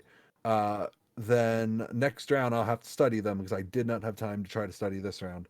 So here comes my strike. All right, so I rolled a 10. It's a ranged strike, so that's dex. I have a 10 dexterity. And so that's going to be just my simple weapon proficiency, -4, because it's probably untrained, right? Yep. 11. That just misses entirely. What happens when the chemical hits the ground? Surprisingly, nothing. It Huh. just by chance, a lot of it gets caught in the web, so it doesn't react itself enough. I'm going to look at the web, and I'm going to look at her and be like, oh, you guys are awful criminals. Just the worst. That's my turn. All right, Vanessa. Now you've burst through the door. Okay. So can a halfling fit in one of these squares in the back of the room? Sure. Why not? I'm being nice. I don't want you to be nice. And you said there's like dangerous looking chemicals all over the tables in here? Yeah. So jumping up on the table and striding across it would probably be a bad idea? No, as it'd be long your as you're- pyro going off. I mean, There's I a could... reason. I was Hold gonna say, on. unless you're on fire or dealing any damage when you're moving, no. Okay, cool. I'm going to do that then. So I'm going to jump up on this table. 1, 2, 3, 4, 5, 6. I'm going to jump up on the table, nimbly move across it, and then I'm going to reach down and try and restrain this lady here Okay. with athletics. Now, the cool part is because athletics gives me panache, but I already have panache, I get a +1 circumstance bonus to this roll. And I needed it because I rolled real low, so a total of 18 even with the bonus. That is enough to have her grappled. All right, she is grabbed by me. Those were 2 skills. The last thing I'm going to do is try to bonk her on the head. So Golden Finch actually like leans down on the table and grabs around this lady with her legs, and now she's just going to try to squeeze her as hard as she can as her unarmed attack. Okay. And don't forget to take the -5 for having. I certainly did forget to take the -5. Oof. So I get a Oh. 7. Yep, that I'm doesn't do sorry. it. 8. Or -4, yes. No, that just misses Okay. somehow. That's She's probably flailing around, and it's hard to Right. bonk her on the head. Well, it's hard to get the right angle to really crack her ribs. So Oops, she's not an SMR. My mistake. I don't know why I put an SMR there. She's What? actually a changeling, oh, thus completing the 10 different ancestries. Oh. All I right, see what you did there. It wasn't me. It was Ron. I see what Ron did there. Yes. Good job, Ron. Hey, what? There's a new token. Yeah, I'm changing her to. I was wondering if we had sudden invisible enemies. No, I'm changing her to the changeling that I just mentioned. Okay, She changed. that's true. Yes, that's very fitting. Good for her. All right. So it's her turn now. Okay. No, it's not. You skipped me. Somehow I did, because I just moved things around reading the previous. Yes, it is Ryan's turn now, and then it will be her turn. So I'm going to cast Magic Weapon on my weapon. Okay. Mm. And mosey on over to the webbed girl and Okay. bonk her in the head non-lethally. I think that's all your actions. Oh, no, you're right. I will wait to bonk her in the head in the near future. All right. Changeling's turn. Changeling, grappled. She will got nothing that can really help break out. And she can't use her staff anymore, so she's gonna. Her nails are particularly long. She's gonna slash at you, Vanessa. Oh no. Bring it Um, on. you're getting a +1 AC for being up higher on the table. Oh, That is a total 17. 17 will fail. Okay. And she will attempt that again. No, she is. Okay. So 12. 12 will also fail, but not quite a critical fail. Okay, how about this natural 1 I rolled? Oh, that critically fails. I will use my riposte, which in this case, whatever she's trying to scratch, I'm going to just, like, as she tries to scratch, I block really hard and then jab at her arm as I'm leaning on my own elbow. Okay. So, here we go. I'm gonna roll an attack with my fist. Rolled bad again. 12 to hit. 12 to hit is not enough. Yeah. All right, now it is this Asimar's turn. Has started in the web. And she has to attempt, it was a DC 21 reflex save or athletics check. Oh, maybe athletics is better. In fact, it is. Let's try that. Oh no, she got a total of 20. Okay, so that means her speed drops for the turn.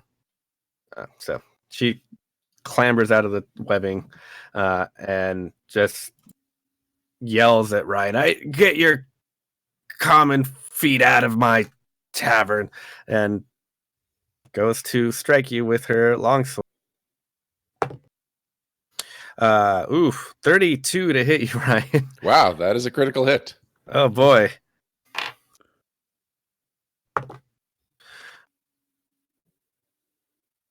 That is 16 slashing damage. Okay. Not my favorite kind of damage. No, it's not great. And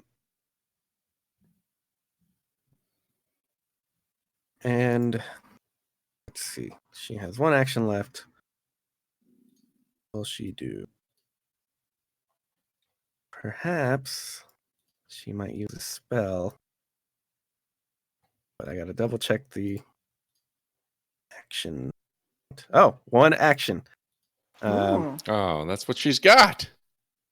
Nice.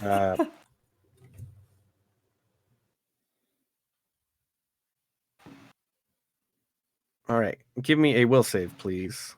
What? All right. My ancestors are helping here. I assume it's magic. It is magic, yep.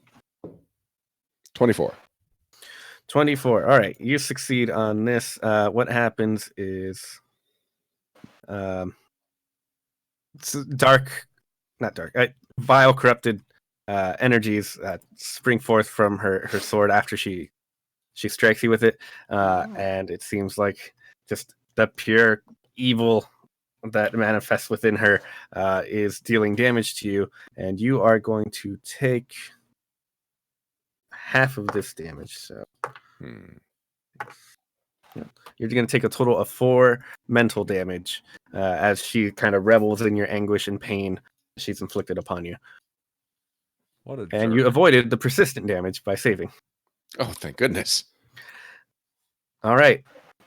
The Oracle, who is the tank, I guess. All right. Perram, you're up. Okay. Well, I don't like any of that nonsense. So I'm going to produce flame and throw it at her. Yeah.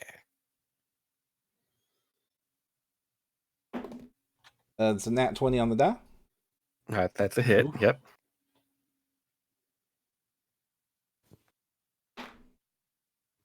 One on the D4, 2 on the D4. So that is 3 plus my caster stat. So 7 times 2, 14 fire damage. Hey, not bad for Also, she will take a persistent D4 fire damage because I crit.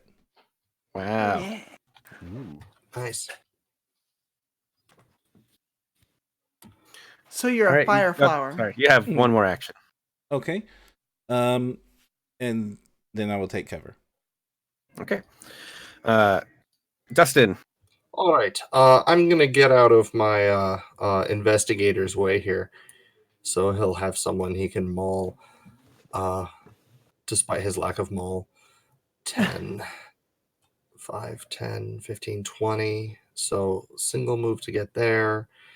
I'm going to try to move through her square to get behind her with an acrobatics. Oh, well, that's a natural one, so I guess I don't. Ooh. Nope, she won't use any reactions. Oh, neat. Well, in that case, I'll stab her in the face. Oh. Oh, and that's a natural 20. You have a very What's the total on weird- that?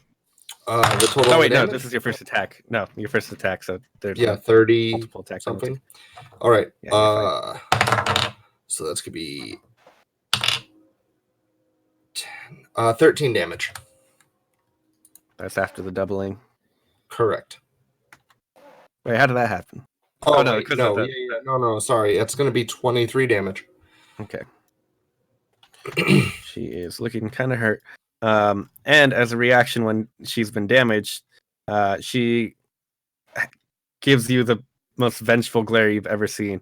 Whoa. You have a choice now. You can either deal no damage to her, or you will take half of the damage and she'll take the other half.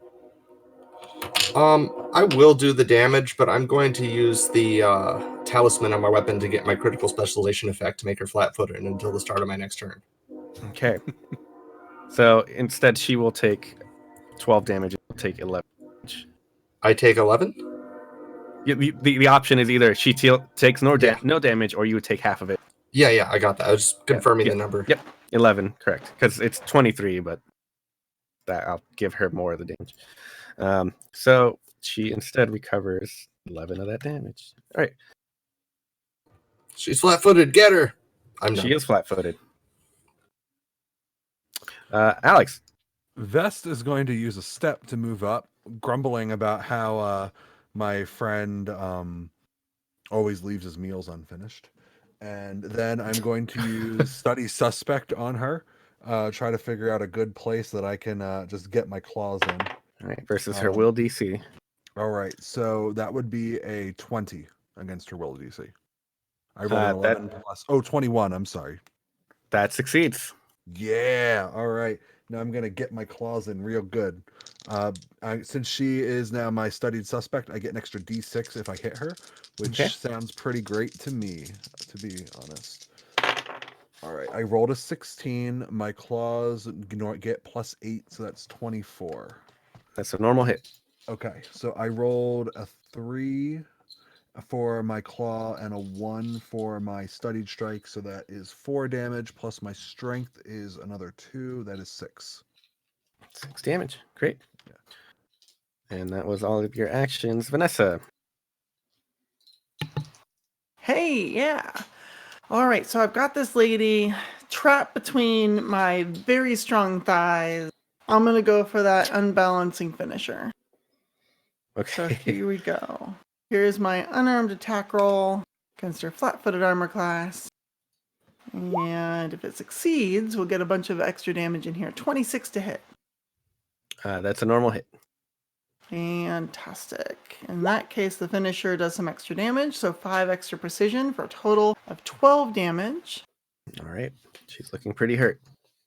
And I want to make sure that I maintain this grapple, that she stays grabbed and can't get away. So now I'm going to make a grapple check with a -5, because this doesn't have the agile property. Let's see. Still a 24 total. I rolled a That 19 succeeds. on die.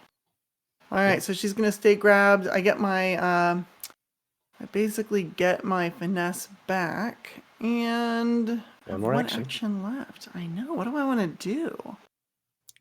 Try to trip her. I don't know. You know what? Let's try that. Yeah, I'm gonna try to like twist and knock her down to the ground. So I twist my body and twist my legs to get some leverage. I'm gonna go for assurance with athletics. So this is just a 17. Does a 17 beat her? I believe trip is against reflex DC. Yeah. Awesome. Then she's tripped on the ground too. Great. Shoot. She Yay. has fallen. And that's not good for her. All right, Ryan, your this Asimar woman is now flat-footed, and Yeah, you that's have good to know. Now, strong weapon. would you call this a non-trivial combat encounter? Absolutely. Okay, good. That's really relevant right now. So Okay. I'm going to weapon search, Okay. which gives me another +1 to my hit and gives me you an your additional moderate damage die, bringing me up to 3d12 if I hit right now. And you're Cool. also on your moderate curse, right? I am on my moderate curse, so I'm at a -1, which means my total right now is +9 against her flat-footed AC. That's a natural 20. Oh my gosh! Yes! No. Awesome! Whoa. Roll them. This episode's over.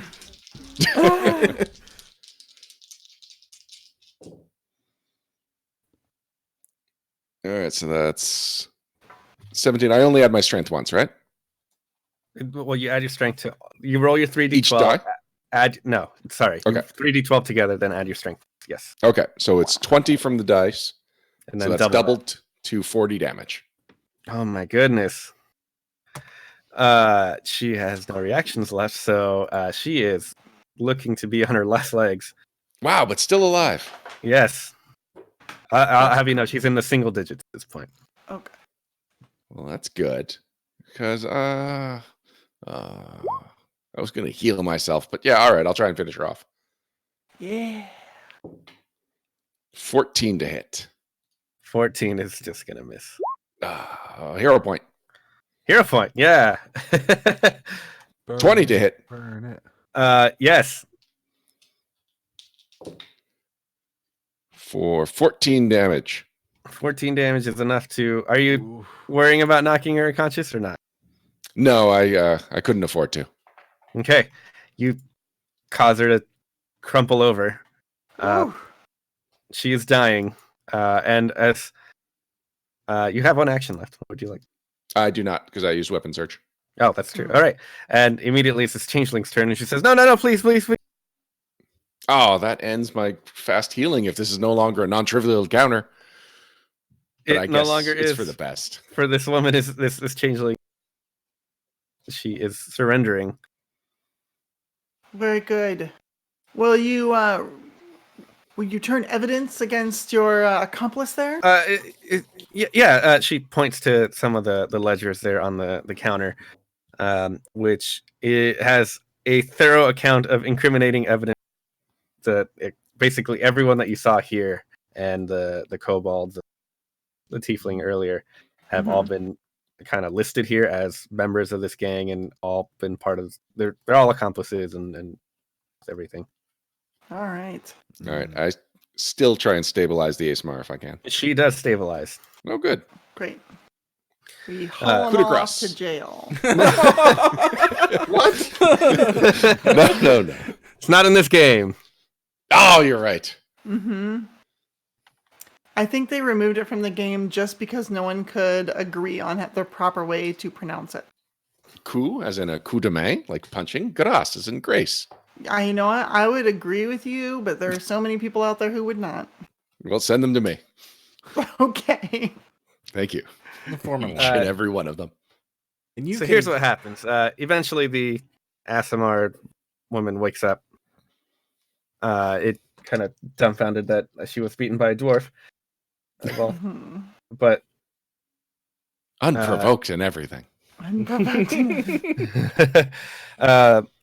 she has.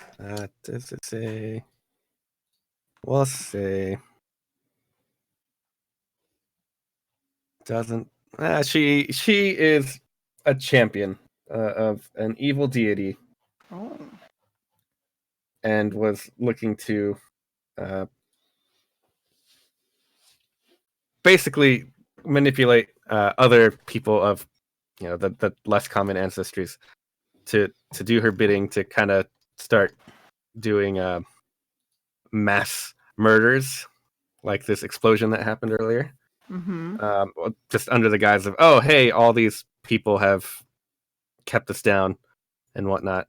But instead, it turns out she's we'll go that she's an anti-paladin of Rovagug, Oh gosh. who's looking to sow destruction through the city. She is also she actually hates anyone that isn't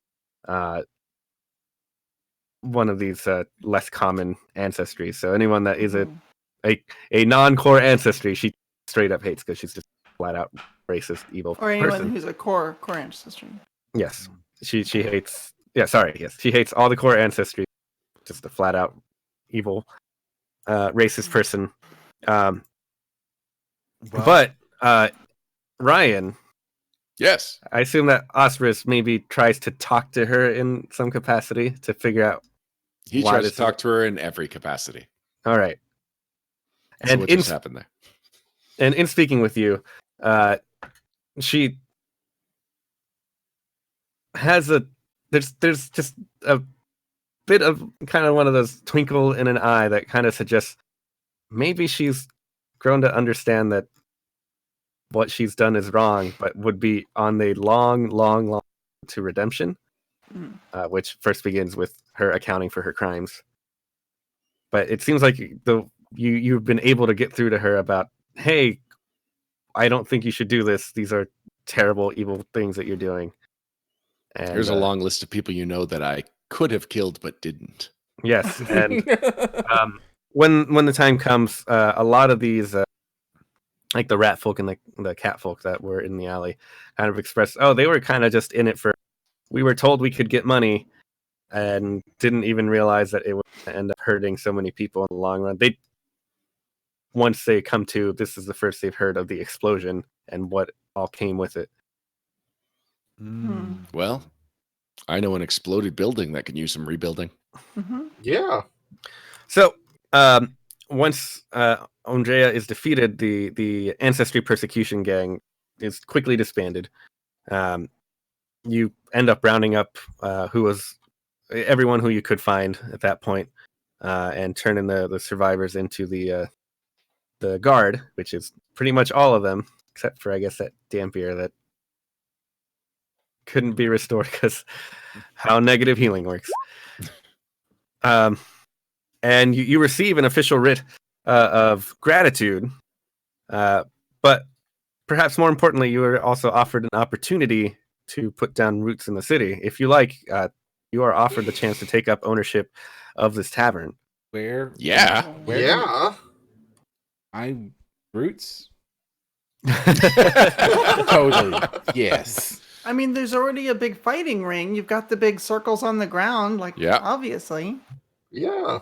And I mean, this could also be a makeshift place to bring the people who needed a place to stay because the hand-to-man got destroyed. Well, sure, right. I mean, and that. Wait. They Now, could when you live were here saying and it's got an Vanessa. arena and we can bring in all those people. You can do one or the other on Thank you. Okay. I mean, it sounds to me like we actually have an arena and a crowd, like and Okay, a spectators. crowd. So Yes. far. So- Oh yes, spectators. As I mentioned, the city guard lets you take over the tavern if you like, because it certainly seems that characters of your class are here to stay. Ah. Oh, man. Wow, Oh, that dear. was. Whew. Are you going And to that's see it. Ron tomorrow? I saw him earlier today, but I will see him on Monday. On Monday? You give him a hug for me on Monday. I will do that. I will just do just for that. that line. Congrats on vanquishing the APG. Thank you very much, Luis. I know I had fun. I hope everyone else did. Wonderful. Tons. It is a little late. Does everyone mind just giving one or two thoughts on the class they played and how you thought it went? So we'll start with you, Perram. Okay. Overall, I had a lot of fun playing the class. It was interesting to see how they transitioned what we would traditionally think of as the witch over to the APG. I do think it needs more witchy flavor, however. It's not a cult. I was able to pick what school of magic I was going to even cast from. Everything but divine was on the table, so I went with Leshy, so I went with primal. I got nature skills, though that was the life one. And, being a hilly witch isn't anything new. And there's definitely a little bit of an oddity with that spellcasting system where every other spellcaster that's primary in the game has 3 spells per level and then a way to get an extra. And witch just has 4. So I kind of hope that when they're fleshing out the witch, they do something tied in with the patrons or something to give that bonus kicker spells. Because right now it just means that witch literally is just the best spellcaster in the game at the moment.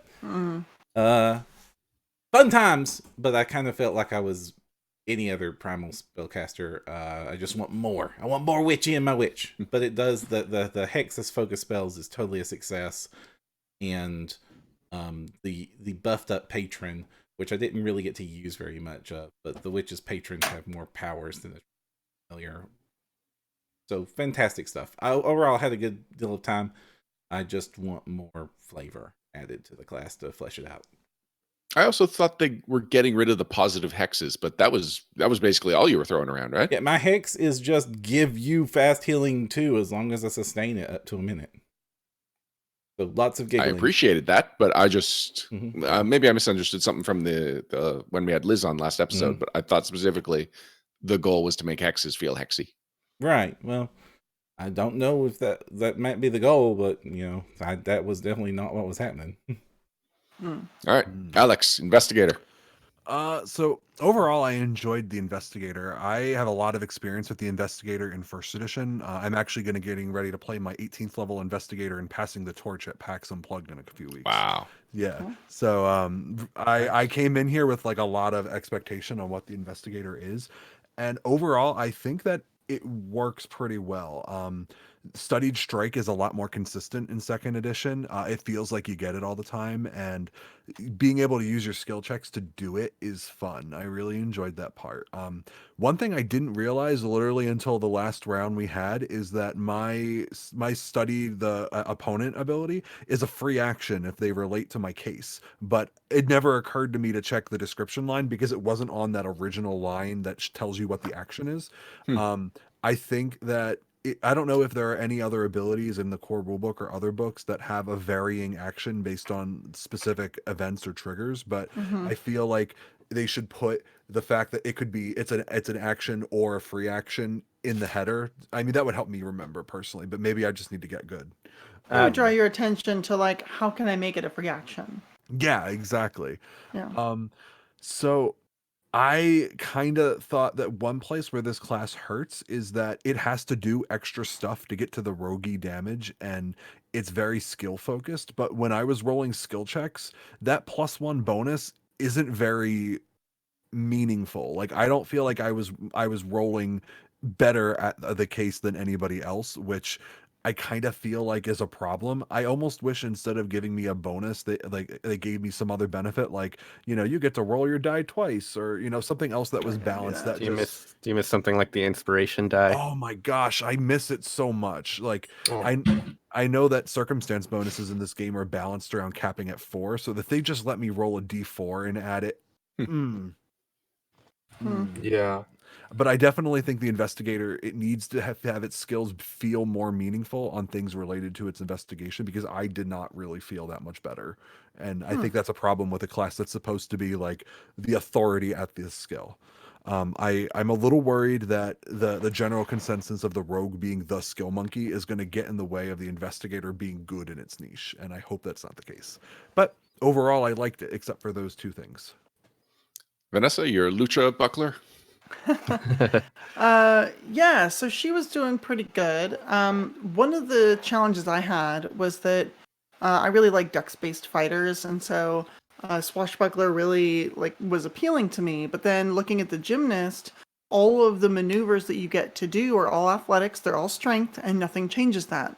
So even though you are locked in with dex as your primary core ability, you really want strength.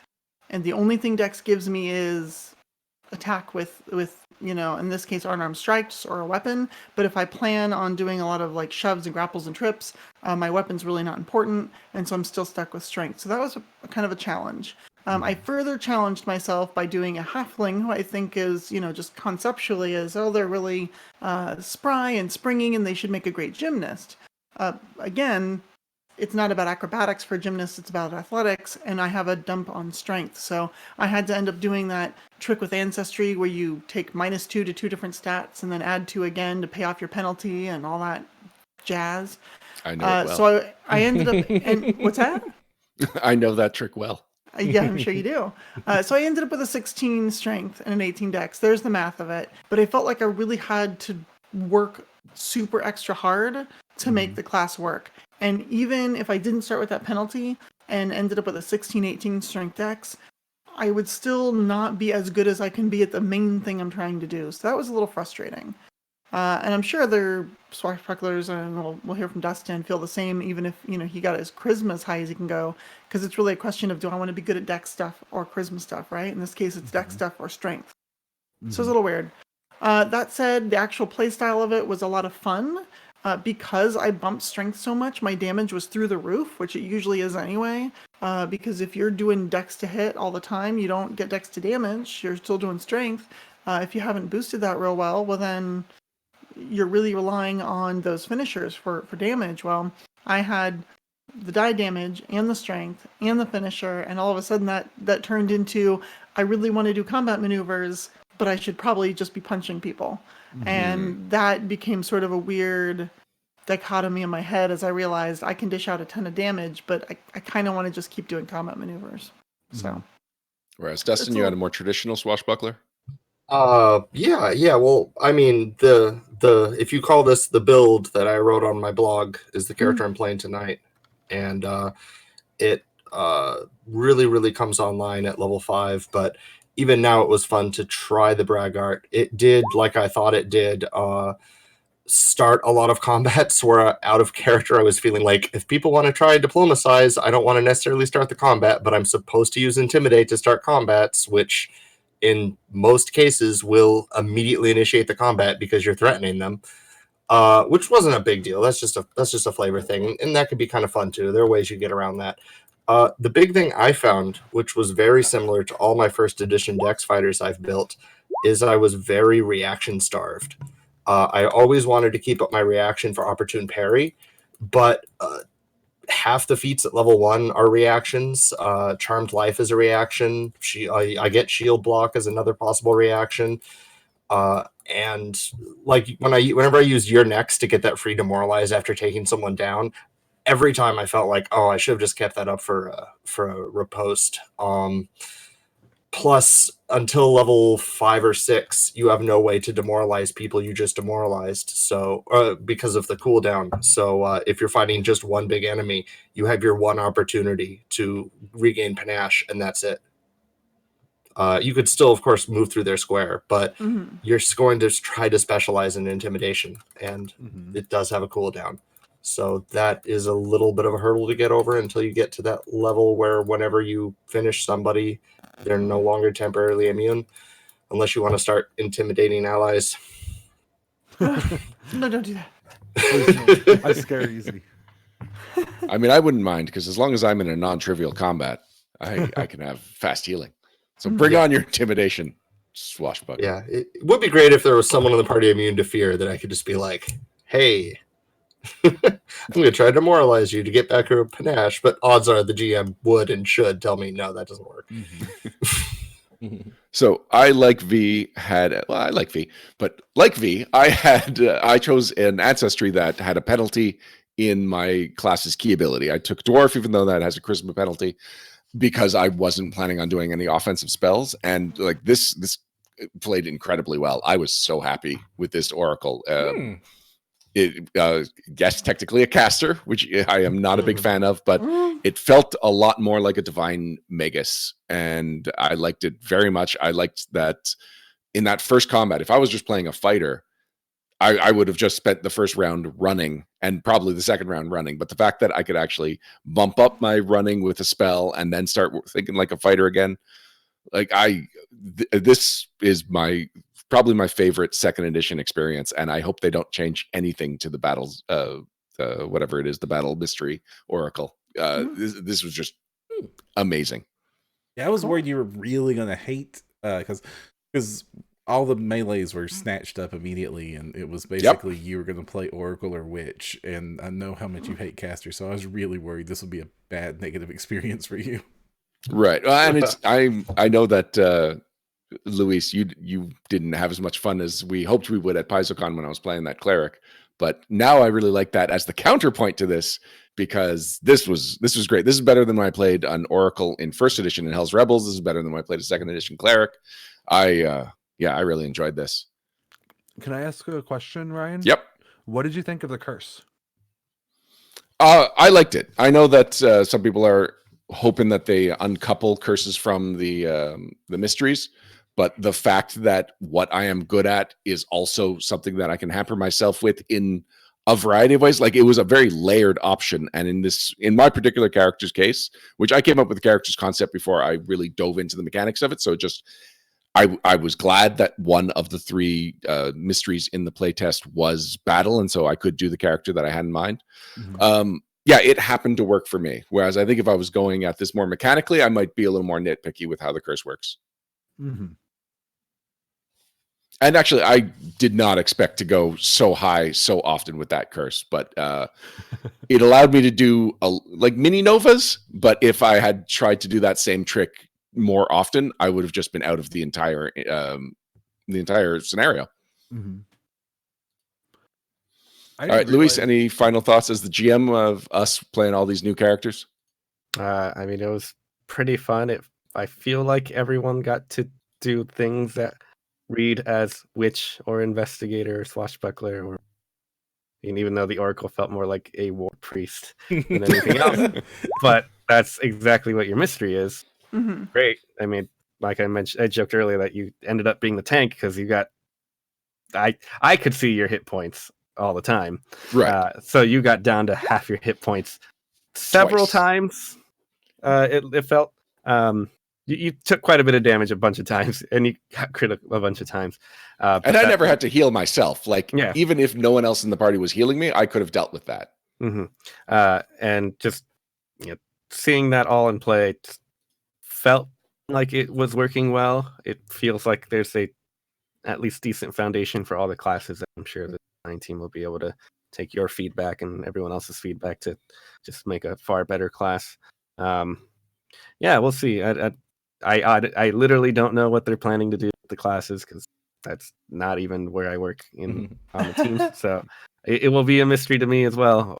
But I think at least have some feedback I can provide as a GM for having run things. And I think Ron's adventure did really well in terms of getting everyone a chance to showcase some of what. Now, I had a question for you, Luis. Oh, hold on. Yeah. No, I want to say, speaking of feedback, and then do the whole thing, because that's a really good jumping off point. So speaking of feedback, if you have feedback on how the Advanced Player's Guide is going, the playtest, basically what you've read, what you've observed, or what you've played yourself, you have until December 2nd to fill out the surveys on Paizo.com.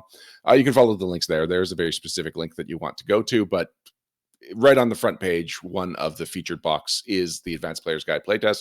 Go there. It'll take you where you need to be. Perram. So I would like to ask you real quick, Luis. Sure. I had a very specific goal in mind with this witch because every time I GM a witch, they are often a very frustrating thing for a GM to deal with. Was I able to frustrate your strategies with my selection of get in your way spells? I feel like I was not frustrated at all. I mean, Darn. immobilization didn't really matter when people were coming up to those creatures anyway. Yeah. Web, you did it against a really strong, like with a high strength score character, which meant she could walk wade out of it, and it kind of didn't do much. Not to say it, but I also wouldn't get irritated. Really, I'm not here to have the monsters beat you. I'm here to run the game, which is a completely different thing. But I think it was cool watching you do like the fast healing or the heal. I mean, just the variety that you had with the witch. What was your lesson that you took?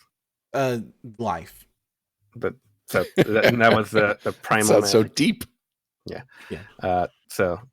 Yeah. I mean, I have my home game that I run via Roll20. There's a druid who's doing a lot of the same stuff that you're doing, and just seeing that it's pretty cool. I think just knowing that there will be variety among all witches in with all the different lessons, I think it's kind of exciting, and I'm sure they will just add more interesting lessons as time goes.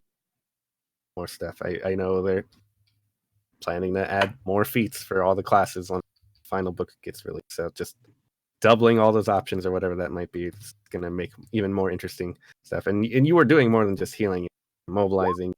You had all the a lot of different tricks. I wanted to know more about Chitter, but we didn't have time for that. So yeah, I thought your witch was cool, and I was not irritated. I'm sorry to have had you fail your goal.